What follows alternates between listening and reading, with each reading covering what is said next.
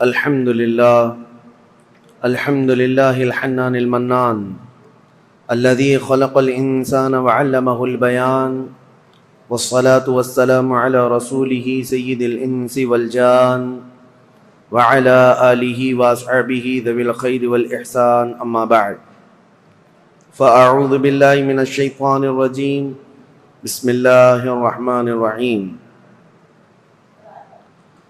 محمد رسول الله والذين معه أشداء على الكفار رحماء بينهم تراهم ركعا سجدا يبتغون فضلا من الله ورضوانا صدق الله مولانا العظيم۔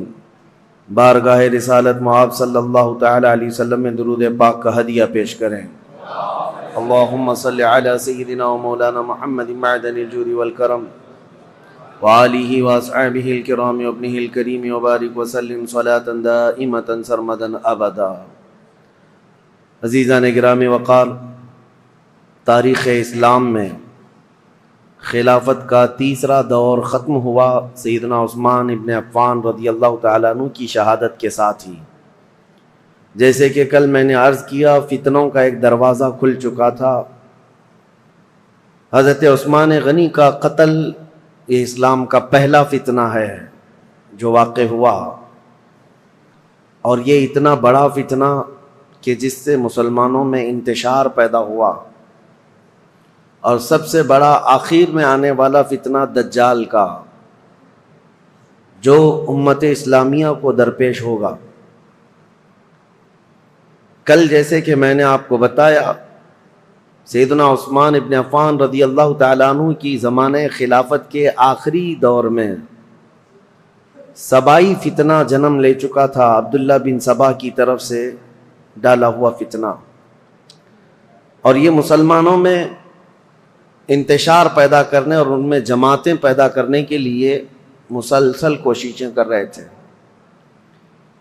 اب آج کے دن ہمیں تذکرہ کرنا ہے چوتھے خلیفہ راشد، داماد رسول، زوج بطول،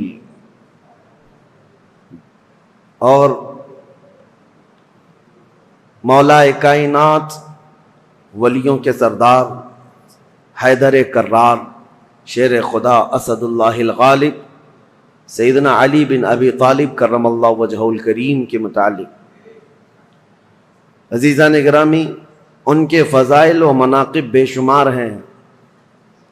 صحابہ اکرام رضوان اللہ تعالی علیہم اجمعین میں بہت سے صحابہ ایسے ہیں جنہوں نے ان کی فضیلتیں بیان کی، حتیٰ کہ ابن عساکر کی روایت ہے، میں نے ابن عساکر کی روایت یہ ہے کہ رسول کریم صلی اللہ تعالی علیہ وسلم سے صحابہ کی فضیلت میں جو حدیثیں وارد ہوئی ہیں، ان میں سب سے زیادہ حضرت علی کرم اللہ وجہہ الکریم کے متعلق نظر آتی ہیں۔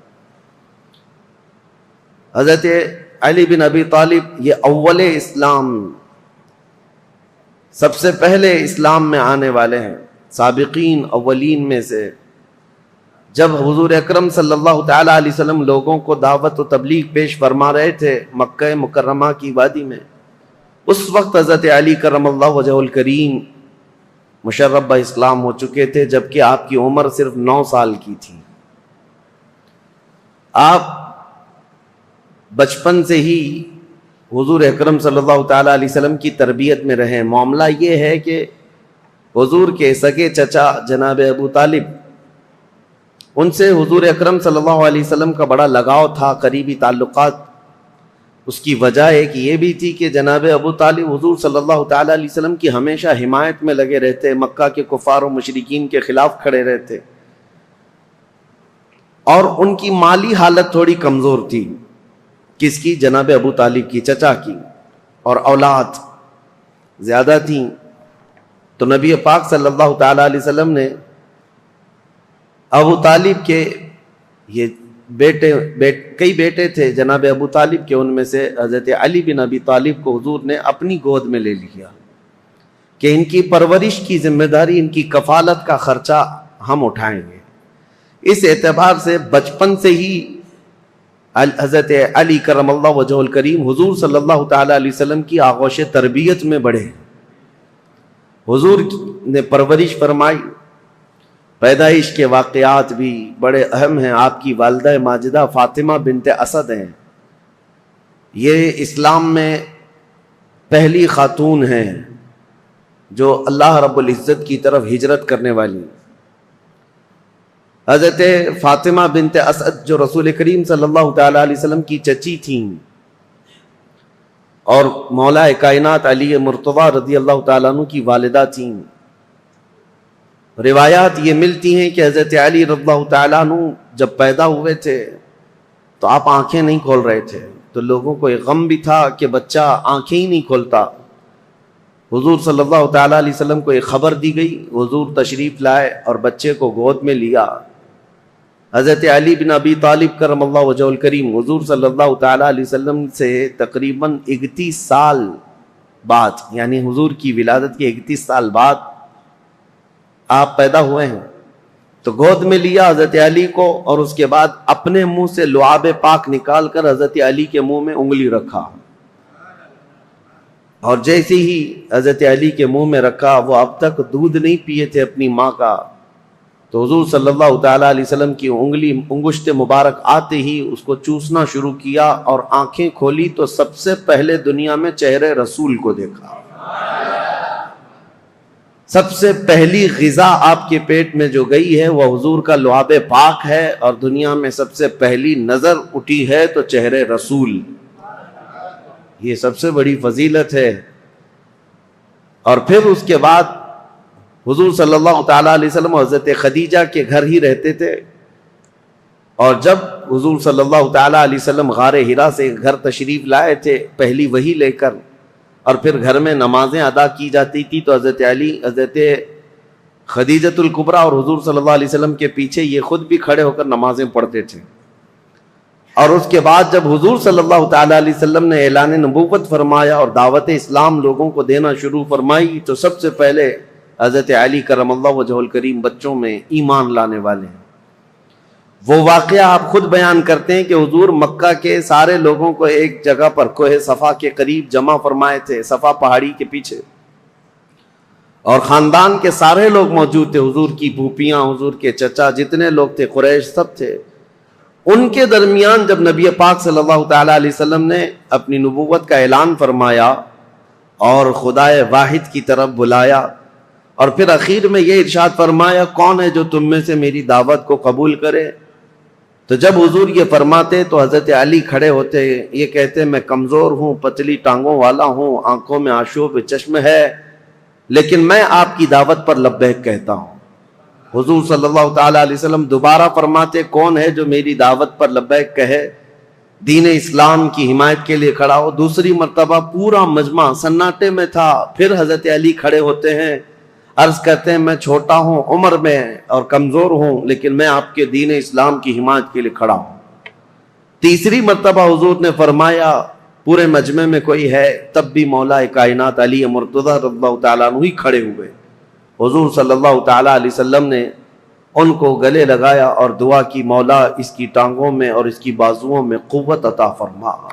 نبی پاک صلی اللہ تعالیٰ علیہ وسلم کی دعائے پاک کا اثر تھا کہ پھر دنیا نے انہیں پہچانا ہے, اور اس کے بعد پھر صحابہ خود کہتے ہیں حضرت علی کی طاقت کے مثل ہم میں سے کسی کی طاقت نہیں تھی, وہ حیدر کرار شیر خدا بن کر پوری دنیا میں چمکے ہیں. یہ رسول اللہ کی دعا تھی. پھر جب نبی پاک صلی اللہ تعالیٰ علیہ وسلم ہجرت فرمانے کے لیے ارادہ فرمایا تو اپنے بستر پر کسی کو نہیں, حضرت علی کو سلایا تھا. یہ سخت رات تھی, اور انجانے میں اور غلطی میں کفار و مشرکین جو حضور کے قتل کا منصوبہ بنائے ہوئے تھے, گھر میں داخل ہو کر جو سویا ہوتا بستر پر اس کو قتل کر دیتے. حضرت علی کرم اللہ وجہہ الکریم کو حضور صلی اللہ علیہ وسلم نے اپنے بستر پر سلایا تھا اور کہا تھا میں جا رہا ہوں مدینے, اور صبح ہونے کے بعد میرے پاس جو کفار و مشرکین کی امانتیں ہیں وہ دے کر تم بھی مدینے آ جانا. حضرت علی چادر, یمنی چادر تھی ہرے رنگ کی, فرماتے ہیں میں چادر تان کر سو رہا تھا اور پتا تھا کفار و مشرکین حضور کے پورے گھر کا محاصرہ کیے ہوئے, رات کے وقت اندر آ کر کوئی بھی قتل کر سکتا ہے. نبی پاک صلی اللہ تعالیٰ علیہ وسلم تو گھر سے نکل کر چلے گئے, حضرت علی آرام سے سوتے رہے. فرماتے ہیں ان سے پوچھا تھا کسی نے ہجرت کی رات آپ کس خوف سے سو رہے تھے بستر پر, وہ قتل کا بستر تھا. حضرت علی کہتے ہیں پوری زندگی میں اس سے بہتر نیند مجھے کبھی آئی نہیں, اس سے بہترین نیند کبھی آئی نہیں. پوچھا کہ آپ اس قدر آرام سے کیوں سو رہے تھے؟ کہا اس لیے کہ رسول اللہ نے فرمایا تھا رات کے وقت علی صبح ہو جائے تو یہ امانتیں لوگوں کو دے کر تم بھی مدینے آنا. تو میرا یقین تھا کہ صبح ہوگی بھی, امانتیں دوں گا بھی اور مدینے جاؤں گا بھی, کیونکہ رسول اللہ صلی اللہ علیہ وسلم کا فرمان علی شان ہے. مولا کائنات ہر جگہ نبی کریم صلی اللہ تعالیٰ علیہ وسلم کے ساتھ رہے ہیں. اور آپ کو وہ واقعہ بھی بتا دوں, یہ فضائل پر بات چل رہی ہے, پھر میں خلافت مولا کائنات علی مرتضیٰ پر آتا ہوں, کیونکہ تاریخ میں خلفائے راشدین کے دور میں حضرت علی کی خلافت کا جو دور ہے وہ بہت امپورٹنٹ ہے. اس لیے بھی کہ یہاں سے فرق ہو جاتا ہے اپنوں کا اور غیروں کا. یہاں تک منزلیں سیم چلتی رہیں امت اسلامیہ کی, لیکن یہاں آنے کے بعد جماعتیں بدل گئیں. کچھ لوگوں نے اپنا قبلہ الگ کر لیا, کچھ لوگوں نے الگ کر لیا ہے. تو خلافت علی بن ابی طالب کا یہ 5.5 سالہ جو دور ہے یہ بہت ہی اہم ہے. میں تاریخ پر آتا ہوں, اس سے پہلے کون ہے یہ شیر خدا, کون ہے یہ علی مرتضیٰ؟ حضور صلی اللہ تعالیٰ علیہ وسلم کی گھر میں پرورش پانے والے, دعوت اسلام میں جہاں جہاں حضور جاتے تھے ساتھ جاتے تھے. جب کبھی حضور لوگوں کو تبلیغ فرماتے آپ حضرت علی حضور کے ساتھ رہا کرتے تھے. عمر اگرچہ چھوٹی تھی لیکن ساتھ رہے. اور جب ہجرت فرمائی میرے آقا صلی اللہ تعالیٰ علیہ وسلم نے, حضور کی ہجرت کے چند ہی دن بعد حضرت علی بھی مکہ سے ہجرت کر کے مدینہ تشریف لے آئے. اب ہجرت کے بعد 2 ہجری تھی, یعنی حضور صلی اللہ علیہ وسلم کی ہجرت کے 2 سال بعد مدینہ طیبہ میں نبی کریم صلی اللہ تعالیٰ علیہ وسلم نے اپنی سب سے لاڈلی لخت جگر سیدہ کائنات فاطمۃ الزہرا رضی اللہ تعالیٰ عنہا کا نکاح حضرت علی بن ابی طالب کے ساتھ فرمایا. حضرت علی حیادار تھے, شرمیلے تھے. آپ کہتے ہیں کہ پیغام نکاح حضور صلی اللہ تعالیٰ علیہ وسلم کے گھر آپ کو بھیجنا تھا, لیکن حیا مانے تھی. حضور صلی اللہ تعالیٰ علیہ وسلم کے گھر میں پرورش پاتے رہے, لیکن آپ اس شرم اور حیا کی وجہ سے کبھی پیغام لے کر جا نہ سکے. خود نبی پاک صلی اللہ تعالیٰ علیہ وسلم نے حضرت علی کرم اللہ وجہہ الکریم کو طلب فرمایا اور پھر اپنی بیٹی کے نکاح کا معاملہ سامنے رکھا. حضرت علی خوش ہو گئے اور پھر اس کے بعد حضور صلی اللہ تعالیٰ علیہ وسلم نے فرمایا مہر میں کیا دے سکتے ہو؟ پھر ان کے لیے مہر کے انتظام کا حکم دیا. حضرت علی خود گئے, وہ ایک باغیچے میں مزدوری کرتے تھے, کما کر کے جو انہوں نے جمع کیا تھا اور ان کے پاس جو لوہے کی زیرہ تھی وہ بیچ کر یا گروی رکھ کر مال جمع کیا. 400 مسقال چاندی, یہ حضرت فاطمۃ الزہرا رضی اللہ تعالیٰ عنہا کے لیے مہر مقرر فرمایا گیا. اور جو جہیز کے متعلق بہت سارے لوگ یہ کہتے ہیں حضرت فاطمہ کے جہیز میں حضور صلی اللہ تعالیٰ علیہ وسلم نے مٹی کے برتن دیے تھے, مشکیزہ دیا تھا, چارپائی اور ایک گدا, ایک تکیہ اور کچھ چیزیں استعمال کی دی تھیں. اس کو لے کر کے جو جہیز کا معاملہ چلایا جاتا ہے, حضرت فاطمہ کا جہیز یہ تھا. اس کی حقیقت بھی میں بتاؤں, حضرت فاطمہ کا جو جہیز تھا وہ پورا حضرت علی کے پیسوں سے خریدا ہوا تھا. لوگوں کو حضرت فاطمہ کا جہیز یاد ہے کہ رسول اللہ نے یہ جہیز دیا تھا, اور یہاں پر اسی جہیز کی بنیاد پر لاکھوں لوگ اس طرح کے کروڑوں کا مطالبہ کر لیتے ہیں. مولا کائنات علی ابی طالب کرم اللہ وجہہ الکریم وہ جوان مرد ہیں جنہوں نے اپنے ہاتھوں سے کمائی ہوئی رقم کو یہ جہیز کے پیسوں کے لیے خرچہ کیا. حضرت فاطمۃ الزہرا رضی اللہ تعالیٰ عنہ کا جہیز کا جو سامان ہے وہ ان کے پیسوں سے خریدا ہوا. آج بھی اگر جہیز کی سنت یاد ہے تو ہونا تو یہی چاہیے کہ عورت کے باپ سے نہیں, خود اپنے ہاتھوں سے کما کر کے حاصل کرو. بہت سارے آج کے دور میں بھی بھکاری پیدا ہوئے ہیں. میں تو ان سے ہمیشہ ہی کہتا ہوں کہ جن کی طلب ہی یہ ہے کہ شادی اسی لیے کرنا چاہتے ہیں, ابھی بھی میرے پاس کنٹینیو بنگال سے, بہار سے کچھ لوگ مطالبہ اس بات کا کر رہے ہیں کہ ہمارے گھر میں شادیاں ہیں اور جہیز بہت سامنے والے مانگ رہے ہیں, بائک دینا ہے, کسی کو فلاں دینا ہے, کیا تعاون ہو سکتا ہے؟ ہم نے کہا یہ بائک خرید کر دینے کے لیے علامان فاؤنڈیشن تیار کیا گیا ہے. جہیز کے لیے. ہم نے ان کو یہ کہا پہلی بات تو یہ ہے بائک دینا نہیں دینا یہ بعد میں، بیٹی ہی مت دو پہلے ایسے بھکاری کو جو تمہارے گھر سے کھانا چاہتا ہو، تمہاری بیٹی کو کیا کھلائے گا. مجھ سے اگر مشورہ لینا چاہتے ہو تو میں اس داماد کو یہی کہوں گا ایک کھٹوری لے لو، کسی مسجد کے باہر بیٹھ جاؤ، روزانہ ایک ایک سکہ گرتا رہے گا اور جہیز سے زیادہ مال اس میں جمع ہو جائے گا. اللہ نے مردوں کو تمہیں طاقت دی ہے، حاکم بنایا ہے کمانے کے لیے، لہذا عورت کے گھر سے لینا یہ ایک طرح کی نحوست ہے، مرد کے لیے ایک نحوست ہے اور اس کی لت پڑ جاتی ہے اور انسان یہاں نکما ہو جاتا ہے. ہم نے بہتوں کو دیکھا ہے سسرال پر پلنے والے ہیں، ایسے بہت سارے ہیں. ایک مرتبہ عورت کیا گھر سے لے آئی، ہر بار یہ داماد یہی خواہش کرنے لگ جائے گا جا اپنے باپ سے 10,000 مانگ کے لا، 50,000 مانگ کے لے آ.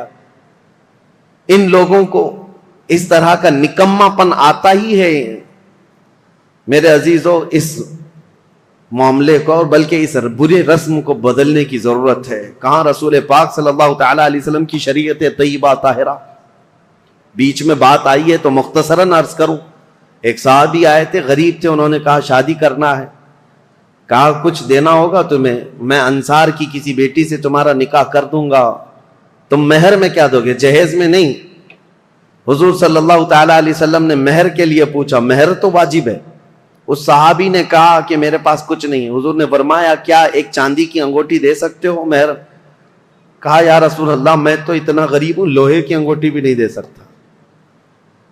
2 دن کے بعد حضور نے انہیں طلب فرمایا، کہا کہ کچھ ہے تمہارے پاس؟ پھر مدینے کے انصار صحابہ میں سے ایک کی بیٹی کو طلب کیا، کہا اس کا نکاح فلاں جوان سے کر دو. انہوں نے کہا حضور آپ کا حکم جو ہوگا. تو اب اس غریب صحابی کا جو مہر ٹھہرا تھا کیا ہے؟ حضور نے فرمایا قرآن کی کوئی سورہ تمہیں یاد ہے؟ اس صحابی نے کہا ہاں مجھے فلاں فلاں سورہ یاد ہے. حضور نے فرمایا جا تو اپنی دلہن کو یہ سورتیں یاد کرا، یہی تیرا مہر ہے. نکاح کو آسان کرو، زنا کو مشکل بنا دو، یہ ہماری شریعت ہے. یہ نہیں ہے کہ زنا آسان کر دو اور نکاح اتنا بھاری کر دو کہ اس کے لوازمات اتنے بڑھ گئے کہ جوان لوگ آج نکاح کرنے میں گھبرانے لگتے ہیں، اتنا مال کیسے جمع کروں. جس کو پوچھو یہی کہتا ہے ابھی سٹینڈ ہونا ہے، مجھے ایسا لگتا ہے ابھی ہوا پہ چل رہا ہے. سب کو سٹینڈ ہونا ہے، ابھی تک سٹینڈ ہوا ہی نہیں. چھوڑو ان برے رسم و رواج کو. اصل بات یہ ہے کہ ہم جس ملک میں رہتے ہیں ہندوانہ رسم و رواج ہمارے درمیان آ گئی ہیں، ورنہ عرب میں آپ ہوتے تو پتہ چلتا کہ لڑکیاں مہر کتنا مانگتی ہیں. بیچارے عرب لوگ 35-40 سال کے ہو جاتے ہیں، ان کو شادی کرنا مشکل ہو گیا. وہاں الٹا معاملہ ہے، وہاں الٹا معاملہ ہے، لڑکیاں مانگتی ہیں بہت، اور کم سے کم 50,000 ریال جو سعودی کے ہوتے ہیں، یعنی 10-11 لاکھ یا 12 لاکھ مہر میں رکھواتی ہیں. یہ وہاں کا مزاج ہے. اور جب ان سے کہا جائے نہیں ہم کو پیسے نہیں دینا پڑتا ہے، لڑکی پیسے دیتی ہے، تو عرب والے کہتے ہیں ہم تو ایسی 4 کرنے کو تیار ہیں فری میں. جاؤ کسی بھی ہندوستانی لڑکی کے باپ سے کہو کہ کچھ بھی جہیز مت دینا، کوئی چیز مت دینا، یوں ہی دے دینا، لڑکی ہم بیاہ کر کے لے آئیں گے. اسی لیے بہت سارے عرب یہاں سے آ کر کے نکاح کر کے لے جاتے ہیں. ابھی ہمارے کئی لوگ ہیں وہ یہ کہنے لگ گئے کہ ہم انڈونیشیا سے شادی کر کے لا رہے ہیں. عرب میں یہ بہت مشکل ہو گیا ہے. دونوں نظام غلط ہو گئے ہیں، شریعت مصطفیٰ سے ہٹے ہوئے نظام ہے. بات مختصراً اتنی عرض کروں گا، اگر ہمارے لیے آئیڈیل ہے، کوئی نمونہ عمل ہے، تو رسول اللہ صلی اللہ تعالی علیہ وسلم کی بیٹی کی شادی، مولا علی کرم اللہ وجہہ الکریم کی شادی. یہ دیکھنا چاہیے، آپ کو پڑھنا چاہیے کہ ان کی شادی کیسی ہوئی تھی. کوئی نوجوان پوچھنے کو تیار نہیں ان کی شادی کیسی ہوئی تھی. کوئی یہ نہیں پوچھتا کہ ان کی شادی کیسی ہوئی، وہ اپنے اعتبار سے شادیاں رچاتا ہے. بہرحال سیدنا علی بن ابی طالب رضی اللہ تعالیٰ عنہ جب ہجرت کر کے آئے تھے تو ایک معاملہ اور بھی میں بتا دوں، آپ کی قرابت رسول اللہ کے ساتھ. حضور صلی اللہ تعالیٰ علیہ وسلم ان سے کتنی محبت کرتے. جتنے ہجرت کر کے آئے تھے صحابہ وہ مہاجرین ہیں، اور جو مدینے میں تھے وہ انصار. ایک انصاری صحابی کو حضور بلاتے اور ایک مہاجر کو، اور دونوں کا ہاتھ پکڑ کر کہتے آج سے تم بھائی بھائی. تو یہ عقد مؤاخات میں نے تاریخ میں بتایا تھا، حضور نے ہجرت کے بعد سب سے پہلے کام یہ فرمایا تھا، بھائی چارگی قائم کر دی تھی. تو یہ زبانی نہیں بلکہ وہ صحابہ حقیقت میں پوری زندگی میں ان کو بھائی بنا کر رہتے تھے، حتیٰ کہ اپنی جائیدادوں میں بھی ان کو حصہ دیا ہے حضور نے، جن کو بھائی بنایا. تو یہ عقد مواخات چل رہا تھا، ایک انصار ایک مہاجر، ایک انصار ایک مہاجر، سب کی جوڑیاں بن گئی مدینے میں. اور جب یہ عقد مواخات ختم ہوا تو حضرت علی اکیلے بچ گئے. ان کے لیے کوئی انصار جوڑی کے لیے بچا ہی نہیں تھا. حضور نے سب کی جوڑیاں بنا دی، فلاں مہاجر کا فلاں انصار بھائی ہے. لیکن حضرت علی غمگین ہو گئے، کہا یا رسول اللہ صلی اللہ تعالی علیہ وسلم، میں اخیر میں تنہا رہ گیا، میرے لیے کوئی انصاری صحابی بھائی بننے کو تیار نہیں، یا بھائی نہ بن سکا. نبی پاک صلی اللہ تعالی علیہ وسلم نے حضرت علی سے کہا یا علی انت اخی فی الدنیا والآخرہ، کیا تو اس بات پر راضی نہیں دنیا میں بھی اور آخرت میں تو میرا بھائی ہے؟ انصار اور مہاجرین آپس میں بھائی ہیں، لیکن رسول اللہ نے حضرت علی کو اپنا بھائی کہا، اخی رسول اللہ. وہ حضور صلی اللہ تعالی علیہ وسلم کے رشتے میں بھی بھائی تھے، اور یہ عقد مواخات جو مدینے میں ہوئی اس میں بھی حضور کے بھائی بنے. نبی کریم صلی اللہ تعالی علیہ وسلم کی قرابت ایسی تھی، ایک مرتبہ یمن بھیج رہے تھے حضور ان کو وہاں کا قاضی بنا کر. تو جا رہے تھے تو حضور صلی اللہ علیہ وسلم سے عرض کیا، یا رسول اللہ عمر چھوٹی ہے، مقدمات نئے نئے آتے ہیں، فیصلہ کرنا میرے لیے مشکل ہو جائے گا، میں کیسے جاؤں؟ ایک نئی وادی، نئے لوگ، نیا مزاج، نیا موسم. نبی پاک صلی اللہ تعالی علیہ وسلم نے ان کے سینے پر ہاتھ مارا اور کہا مجھے تم پر پورا یقین ہے، جو بھی کرو گے تم اللہ اس کے رسول کی رضا کے مطابق کرو گے. اور اس کے بعد مولا کائنات علی بن ابی طالب کرم اللہ وجہہ الکریم فیصلوں میں اس قدر ماہر ہو گئے کہ پورے مدینے کے صحابہ کہتے ہیں ہم سے چھوٹی بھی چیز کوئی ہوتی تو ہم یہی کہتے کہ حضرت علی کے پاس لے چلو. حتیٰ کہ جب حضرت عمر فاروق کا دور آیا، حضرت عمر فاروق جب کبھی کوئی مقدمہ آتا تو مجلس میں پہلے پوچھتے علی ہے کہ نہیں ہے، مقدمہ بعد میں سنتے، پہلے پوچھتے علی ہے یا نہیں. حضرت علی اگر نہیں ہوتے مجلس میں، حضرت عمر کہتے علی کو آنے دو، اس کے بعد مقدمہ سنا جائے گا. اور وہ خود کہتے ہیں میں اس مجلس سے پناہ مانگتا ہوں جس میں علی بن ابی طالب نہ ہو. یہ حضرت عمر فاروق رضی اللہ تعالیٰ فیصلہ لینے میں حضرت علی کرم اللہ وجہہ الکریم کی یہ مہارت تھی، یہ رسول اللہ کے صرف دست مبارکہ کی بات تھی. حضور نے ان کے سینے پر مار کر کہا تھا کہ تم اللہ اس کے رسول کی رضا کے مطابق فیصلے کرو گے. پھر ایک مرتبہ حضور صلی اللہ تعالیٰ علیہ وسلم جنگ تبوک میں جا رہے تھے تو اس وقت حضرت علی اس جنگ میں شریک نہیں، آپ کو مدینے کا حاکم بنایا گیا تھا، کیونکہ جب بھی جنگ میں جاتے تھے تو مدینے میں کسی کو امیر بنا کر جاتے تھے، کیونکہ مدینہ طیبہ میں جو بچے، بوڑھے اور خواتین جو جہاد میں شریک نہیں ہیں ان کی نگرانی کے لیے بھی کوئی ہونا تھا. تو اس بار حضرت علی کی باری آئی، حضرت علی کو بنایا گیا کہ تم حضور صلی اللہ تعالیٰ علیہ وسلم کی غیر موجودگی میں مدینے کے والی ہو، مدینے کے حاکم ہو. آپ کے آنکھوں میں آنسو آ گئے. یہ وہ علی بن ابی طالب ہیں جو بدر میں شریک ہیں، احد میں شریک ہیں، خندق میں شریک ہیں، ہر جنگ میں شرکت کی ہے. اور یہ جنگ تبوک میں جانے سے آپ کو روکا گیا تو آئے، کہا یا رسول اللہ صلی اللہ تعالیٰ علیہ وسلم کیا مجھے بچوں اور عورتوں پر حاکم بنا کر آپ جا رہے ہیں؟ میں بچوں اور عورتوں کی دیکھ بھال کے لیے رہ جاؤں؟ نبی پاک صلی اللہ تعالیٰ علیہ وسلم نے ان کے لیے ایک جملہ فرمایا، اے علی کیا تم اس بات کو پسند نہیں کرتے کہ تم میرے لیے ویسے ہی ہو جیسے موسیٰ علیہ السلام کے لیے حضرت ہارون علیہ السلام تھے؟ جب موسیٰ علیہ السلام کوہ طور پر جا رہے تھے تورات لینے کے لیے اللہ کی بارگاہ میں، تو حضرت ہارون علیہ السلام کو انہوں نے اپنا وزیر بنایا تھا اور اپنا وزیر مقرر کیا تھا 40 دن تک کے لیے. ہاں بس نبی پاک صلی اللہ علیہ وسلم فرماتے ہیں اے علی تم میرے لیے ویسے ہی ہو جیسے موسیٰ علیہ السلام کے لیے حضرت ہارون علیہ السلام تھے، بس فرق اتنا ہے کہ میرے بعد کوئی نبی نہیں آئے گا. موسیٰ علیہ السلام نے جن کو وزیر بنایا تھا وہ بھائی بھی تھے حضرت ہارون اور نبی بھی تھے، لیکن حضرت علی کرم اللہ وجہہ الکریم نبی نہیں. اب یہاں سے ان حدیثوں کو سننے کے بعد ذہن صاف کر لیں، جتنا بھی بڑا مقام ہے مولا کائنات علی بن ابی طالب کا، لیکن وہ نبوت کا درجہ نہیں ہو سکتا، نبی نہیں ہو سکتے. کیونکہ اگر رسول اللہ کے بعد کسی کو نبی تسلیم کیا تو پھر وہ اسلام میں آیا ہی کہاں ہے؟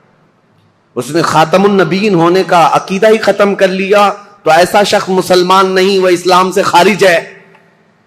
حضرت علی کی محبت اور ان کی عزت، ان کا احترام ہمارے سر آنکھوں پر ہے، لیکن کبھی ہم حضرت علی کو نبوت کے درجے تک نہیں پہنچا سکتے.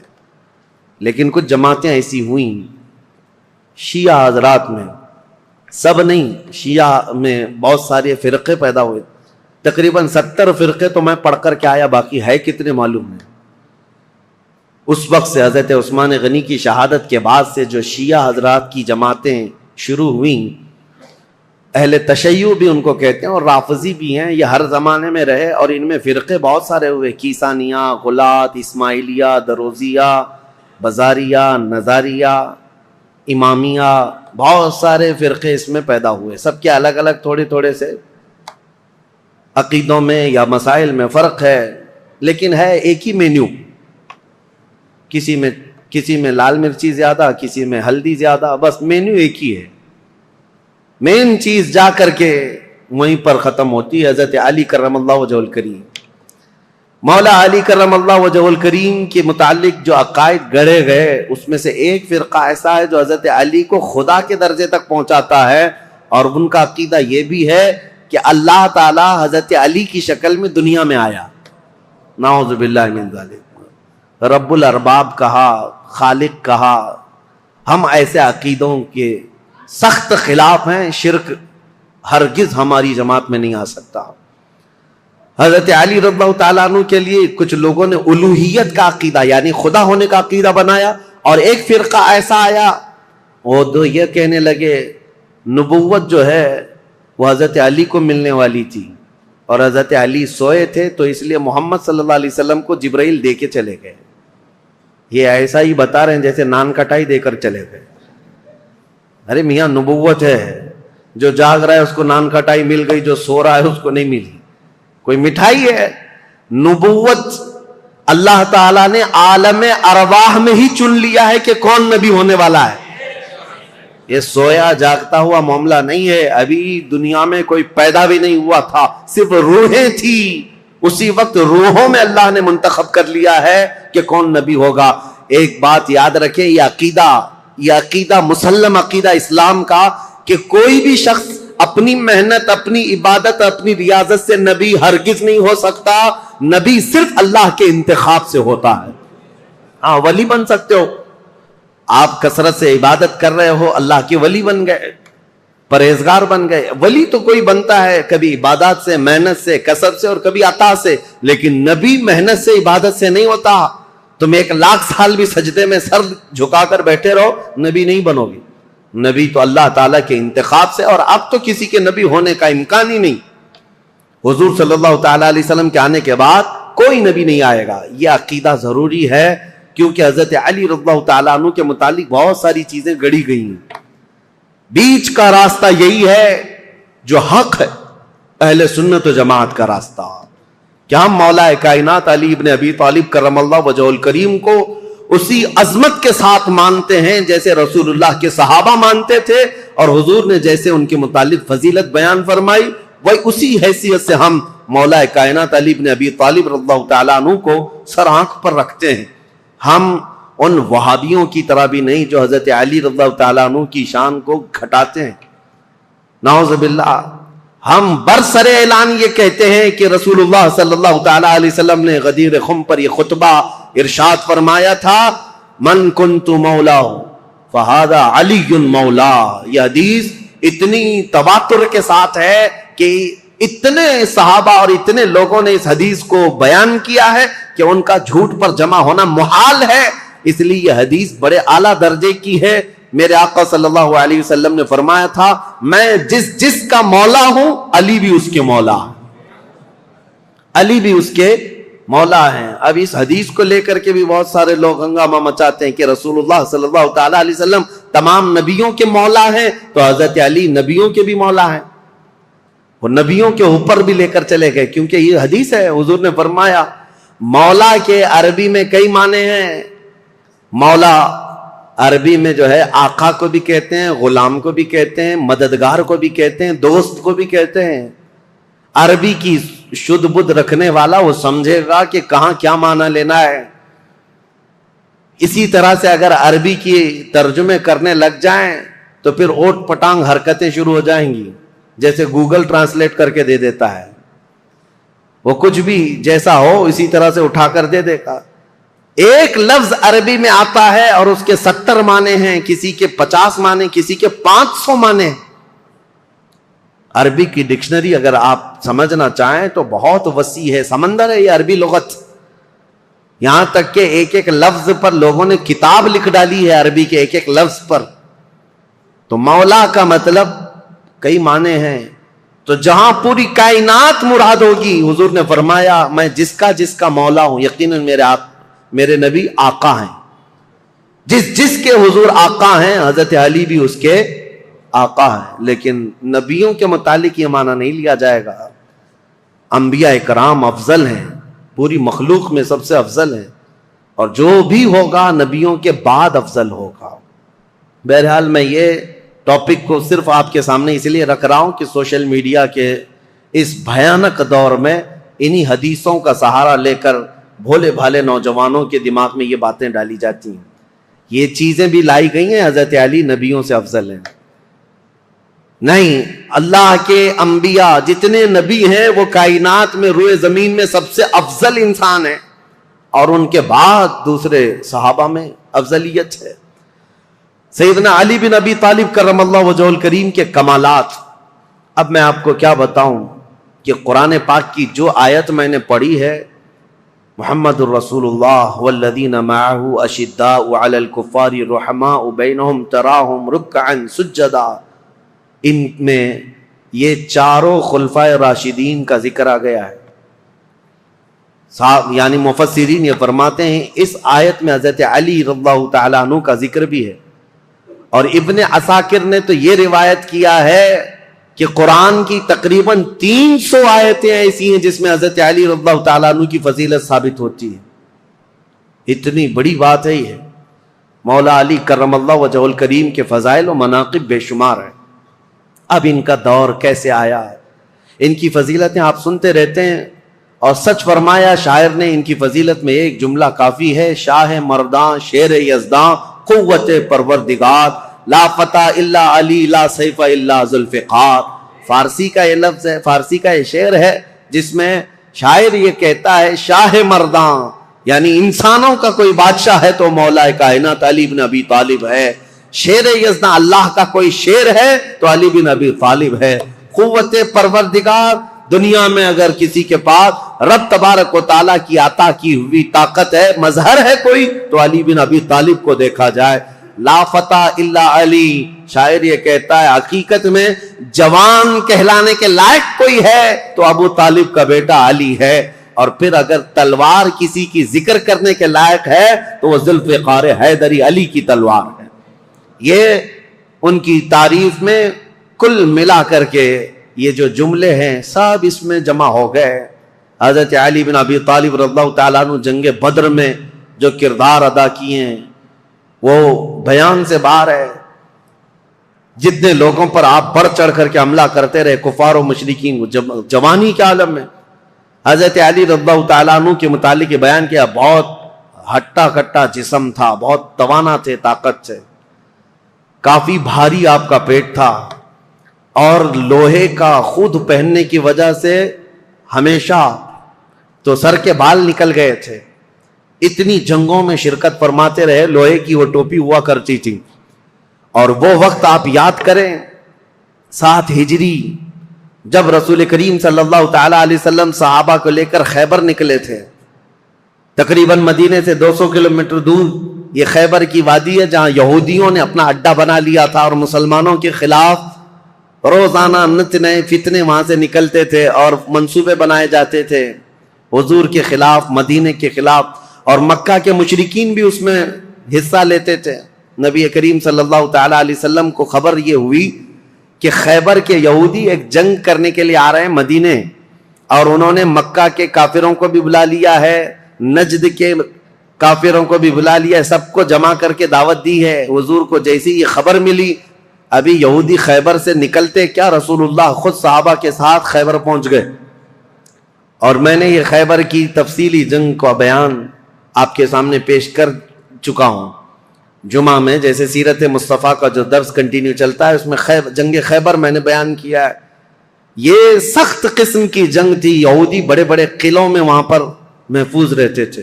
اتنے بڑے قلعے تھے ان کے، آج تک وہ موجود ہیں 1400 سال کے بعد آج بھی وہ قلعے وہاں پر ویسی ہیں.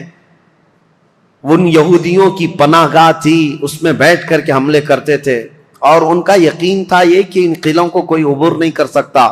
جب صحابہ وہاں پہنچے تھے یہودیوں کی حالت خراب تھی، اور ان کے ہاں ایک مرحب نامی شخص تھا جس کا دعویٰ تھا وہ 1000 آدمیوں سے اکیلا لڑ سکتا ہے، 1000 انسانوں سے اکیلا لڑ سکتا ہے. خیبر میں چھوٹی چھوٹی جنگیں ہوئی، وہاں کے جتنے قلعے تھے وہ صحابہ جب فتح کرنے لگ گئے تو آخری جو ان کا قلعہ تھا مرحب، جس کے انتظام پر لگا رہتا تھا، یہودیوں نے اس کو اتارا تھا مرحب کو، کہ اب آخر میں اب تمہاری باری ہے، اگر تم نہیں بچا پائے ان مسلمانوں سے تو ہمیں کوئی نہیں بچا پائے گا. مرحب مسلمانوں سے جنگ کرنے کو اپنی توہین سمجھتا تھا کہ یہ چھوٹے بادیہ نشین لوگ ہیں، کھجور کھا کر زندگی گزارتے ہیں، پیبند لگے کپڑے پہنتے ہیں، ان کے پیروں میں چپل تک نہیں ہوتی، یہ ہم سے جنگ کرنے آئے ہیں. بڑے تحقیر سے حقارت سے دیکھا کرتا. لیکن اب حالات ایسے تھے کہ یہ پورے مسلمان گردنوں پر سوار ہو کر کھڑے تھے، اب تو ڈیفنس کرنا ہی تھا. مرحب جب اپنے قلعے سے باہر آیا تو یہ سخت قسم کی جنگ تاریخ اسلام میں لکھی گئی ہے، کیونکہ خیبر فتح ہونے کے بعد ہی سارے فتوحات کا دروازہ کھل گیا ہے اسلام کے لیے. ساری فتحیں جتنی ہوئی یہ خیبر کے بعد، فتوحات کا دروازہ کھل گیا تھا جو رکنے کا نام نہیں لیتا. تو جیسے ہی مرحب سامنے آیا تو اس نے پکار کر کے یہ کہا شعر پڑھتے ہوئے کہ تمہیں پتا ہے کہ خیبر پورا مجھے پہچانتا ہے، یہاں کے در و دیوار سے پوچھو کہ مرحب کس کا نام ہے. مرحب کی آواز سے اور اس کے چلنے پھرنے سے یہاں کے پتھر بھی کانپتے ہیں. وہ رجزی اشعار پڑھ رہا تھا. تو حضرت علی کرم اللہ وجہ الکریم اس جنگ میں کیسے شریک ہوئے تھے؟ یہ 3 دن تک کنٹینیو چل رہی تھی، صحابہ کو فتح نہیں مل رہی تھی، کچھ صحابہ شہید بھی ہو گئے تھے. اور رات کے وقت رسول کریم صلی اللہ تعالی علیہ وسلم بیٹھے اور کہا کل کی صبح ہونے دو، میرے ہاتھ میں جو پرچم ہے میں ایسے کو دوں گا جس کو اللہ اس کے رسول بے حد چاہتے، اور اللہ تعالیٰ نے اس کے ہاتھ میں یہ فتح رکھی ہے. صحابہ کہتے ہیں پوری رات ہم نہیں سوئے. حضور نے جو یہ بشارت دی تھی اس میں بشارتیں کیا کہتی ہیں؟ ایک تو یہ تھی کہ قلعہ اس کے ہاتھ فتح ہوگا، دوسرا یہ کہ اللہ اس کو اور اس کے رسول بے حد اسے چاہتے ہیں. حضرت عمر کہتے ہیں ہمیں غالب گمان یہی رہتا تھا کہ شاید جھنڈا ہمارے ہاتھ میں آئے گا. صبح اسی طرح رات کروٹ لے کر صحابہ نے گزاری تھی کہ ہمارا نام آ جائے گا. جیسی صبح ہوئی نبی کریم صلی اللہ تعالیٰ علیہ وسلم نے صحابہ کی جماعت کو جمع کیا، سب گردنیں اٹھا کر حضور کو دیکھ رہے تھے کہ یہ جھنڈا کس کے ہاتھ میں ہوگا. پھر رسول کریم صلی اللہ تعالیٰ علیہ وسلم نے پکار کر کہا علی بن ابی طالب کہاں ہے؟ اس جماعت میں وہ تھے ہی نہیں وہ صحابہ، کیونکہ اس وقت وہ بیمار تھے، بخار بھی سخت تھا. حضور صلی اللہ تعالیٰ علیہ وسلم سے عرض کیا یا رسول اللہ صلی اللہ علیہ وسلم ان کی آنکھوں میں آشوب آیا ہے، جو لال ہو جاتی ہیں آنکھیں، تو آنکھیں لال ہو گئی ہیں اور بخار زدہ ہیں. حضور نے فرمایا اسی حالت میں ان کو لے کے آؤ. بستر سے اٹھا کر حضرت علی کو لایا گیا، آنکھوں سے پانی بہ رہا تھا. نبی کریم صلی اللہ تعالیٰ علیہ وسلم نے اپنا لعاب پاک ان کی آنکھوں پہ لگایا. حضرت علی کہتے ہیں میری آنکھیں اخیر زمانے تک اتنی تیز نظر آتے تھا جس کا کوئی اندازہ نہیں کر سکتا. حضرت علی رضی اللہ تعالیٰ عنہ کے ہاتھ میں حضور نے جھنڈا دیا اور کہا جاؤ اللہ اس کے رسول تمہیں بے حد چاہتے ہیں اور یہ فتح تمہارے نام رکھی ہے. سارے صحابہ کہتے ہیں حضرت علی کو دیکھ کر ہم رشک کرتے تھے کہ کیا مقام پایا علی بن ابی طالب نے. اس وقت ان کی جوانی کا ہی وقت تھا، اور جب وہ جھنڈا ہاتھ میں لے کر کے آئے تھے یہ مقابلہ مرحب سے ہونا تھا، جو 1000 انسانوں سے تنہا لڑ سکتا تھا، اکیلا لڑنے کی طاقت رکھتا. جب وہ رجزیہ اشعار پڑھ رہا تھا، جانتے ہو قلعوں کی دیواروں سے پوچھو مرحب کس کا نام ہے، یہاں کے پتھر میرے چلنے پھرنے سے کانپ جایا کرتے ہیں. پھر حضرت علی آگے آئے، پوچھا مرحب نے تم کون ہو؟ حضرت علی نے کہا انا الذی سمتنی امی حیدرا، میں وہ ہوں کہ میری ماں نے میرا نام حیدر رکھا ہے. حیدر کا مطلب جانتے ہو؟ حیدر کا مطلب جنگل میں، گھنے جنگلات میں اپنے پیر پھیلائے ہوئے نہایت ہی سخت قسم کا چہرہ لے کر کے بھوکا پلٹ وار کرنے والا وہ شیر ببر جس کو دیکھ کر کے پورے جنگل میں ہیبت طاری ہوتی ہے، اس کو عربی میں حیدر کہا جاتا ہے۔ حضرت علی کہتے ہیں، عربی جاننے والے سمجھ سکتے تھے، انہوں نے رجزیہ اشعار میں حضرت علی نے صرف اتنا کہا، انا الذی سمتنی امی حیدرا، میں تو وہ ہوں کہ میری ماں نے میرا نام حیدر رکھا ہے۔ مرحب نے کہا، تجھ جیسے چھوٹے لڑکے سے میں مقابلہ کرنے کو اپنی توہین سمجھتا ہوں، میں توہین سمجھتا ہوں۔ حضرت علی نے کہا، رسول کریم صلی اللہ تعالی علیہ وسلم کی جماعت سے ہوں، پہلے مجھ سے مقابلہ کر لو، بعد میں بڑے تمہارے مقابل میں آ جائیں گے۔ جب مرحب اترا حضرت علی کرم اللہ وجہ الکریم کے مقابلے میں، تاریخ آج بھی گواہ ہے، اس کے لوہے کی ٹوپی، اس کا لوہے کا لباس اتنا مہنگا ہوا کرتا تھا، اور وہ تلوار لہراتے ہوئے آیا، اور پہلی تلوار اتنی تیز مارا تھا کہ حضرت علی رضی اللہ تعالیٰ عنہ پر وار جو ہوا، حضرت علی رضی اللہ تعالیٰ عنہ نے اس کے وار کی چمک کو دیکھا، اور جنگ کے میدان میں جو تلوار کی چمک تھی، لوگ دیکھ کر کے حیران تھے، اتنی تیز وہ تلوار چلاتا تھا۔ تو صحابہ کہتے ہیں ہمیں خوف ہو گیا، ڈر ہو گیا کہ علی بن ابی طالب گھوڑے پر ہے، ایک ہی وار اس نے ایسا کیا ہے کہ اس کی آواز فضا میں گونج رہی ہے، علی کا کیا ہوگا؟ حضرت علی رضی اللہ تعالیٰ عنہ بالکل بے خوف تھے۔ اللہ کے شیروں کو آتی نہیں روباہی، اللہ کا جو شیر ہوتا ہے وہ لومڑی کبھی بنی نہیں سکتا۔ مولا کائنات علی بن ابی طالب نے اس کے 2 وار کے بعد اپنا جو پہلا وار مارا، صحابہ کہتے ہیں حضرت علی کی 2 دھاری تلوار تھی، مرحب کے سر پر لگی اور اس کے لوہے کی ٹوپی کو کاٹتے ہوئے مرحب کے سینے تک آ گئی، ایک ہی وار میں مرحب کو زمین پر ٹھنڈا کر دیا تھا۔ فاتح خیبر حضرت علی رضی اللہ تعالیٰ عنہ ایک ہی وار میں مرحب کو ٹھنڈا کیا، اور اس کے بعد اسی کے اشعار حضرت علی نے پڑھ کر لوگوں کو سنایا، اے لوگوں سنو، یہ جو ٹھنڈا ہوا ہے جسم، یہ وہی ہے جس کی چلنے پھرنے کی آواز پتھر سنا کرتے تھے، دیوار سنا کرتے تھے۔ اب اس خیبر کے قلعے کے در و دیوار بھی جانیں گے کہ جس سے وہ ہیبت کھاتے تھے، اس کو زمین پر کس نے مار گرایا۔ پھر حضرت علی نے کہا، اے یہودیوں، آج کے بعد سے خیبر کے ہر قلعے سے آواز آئے گی کہ کوئی آیا تھا جس کا نام اس کی ماں نے حیدر رکھا تھا۔ عزیزان گرامی، یہ تاریخ کی سچائیاں اس لیے میں عرض کر رہا ہوں۔ مولا علی بن ابی طالب کرم اللہ وجہہ الکریم، اس جنگ میں صحابہ کی روایت ہے، ابن عساکر کی روایت یہ ہے کہ حضرت علی بڑھتے گئے اس قلعے کے پھاٹک کو توڑ دیا تھا، جو دروازہ ہوا کرتا تھا۔ صحابہ کہتے ہیں حضرت علی نے ایسے اس کو اکھاڑ دیا تھا، اور وہ دروازہ ایک ہاتھ میں لے کر اس کو ڈھال بنا کر لڑتے رہے۔ جب کبھی سامنے سے کوئی تیر آتا یا تلوار آتی تو یہ دروازے کو ڈھال بنا کر کے لڑتے تھے۔ تم اپنے گھر کا دروازہ اٹھا کر کے دیکھو، خیبر کا دروازہ الگ ہے، اپنے گھر کا دروازہ بھی نہیں اٹھا پاؤ گے۔ آج کے نوجوانوں کی بات کر رہا ہوں، وہ خیبر کا دروازہ ایسا تھا کہ اس کے بعد حضرت علی نے اس کو اپنی پیٹھ پر رکھا دروازے پر، کئی صحابہ تو اس کے اوپر سے چڑھ کر کے قلعے کے اندر گئے، اور صحابہ کہتے ہیں اس کے بعد اس دروازے کو 16 گز آگے انہوں نے ایک ہی ہاتھ سے پھینکا تھا۔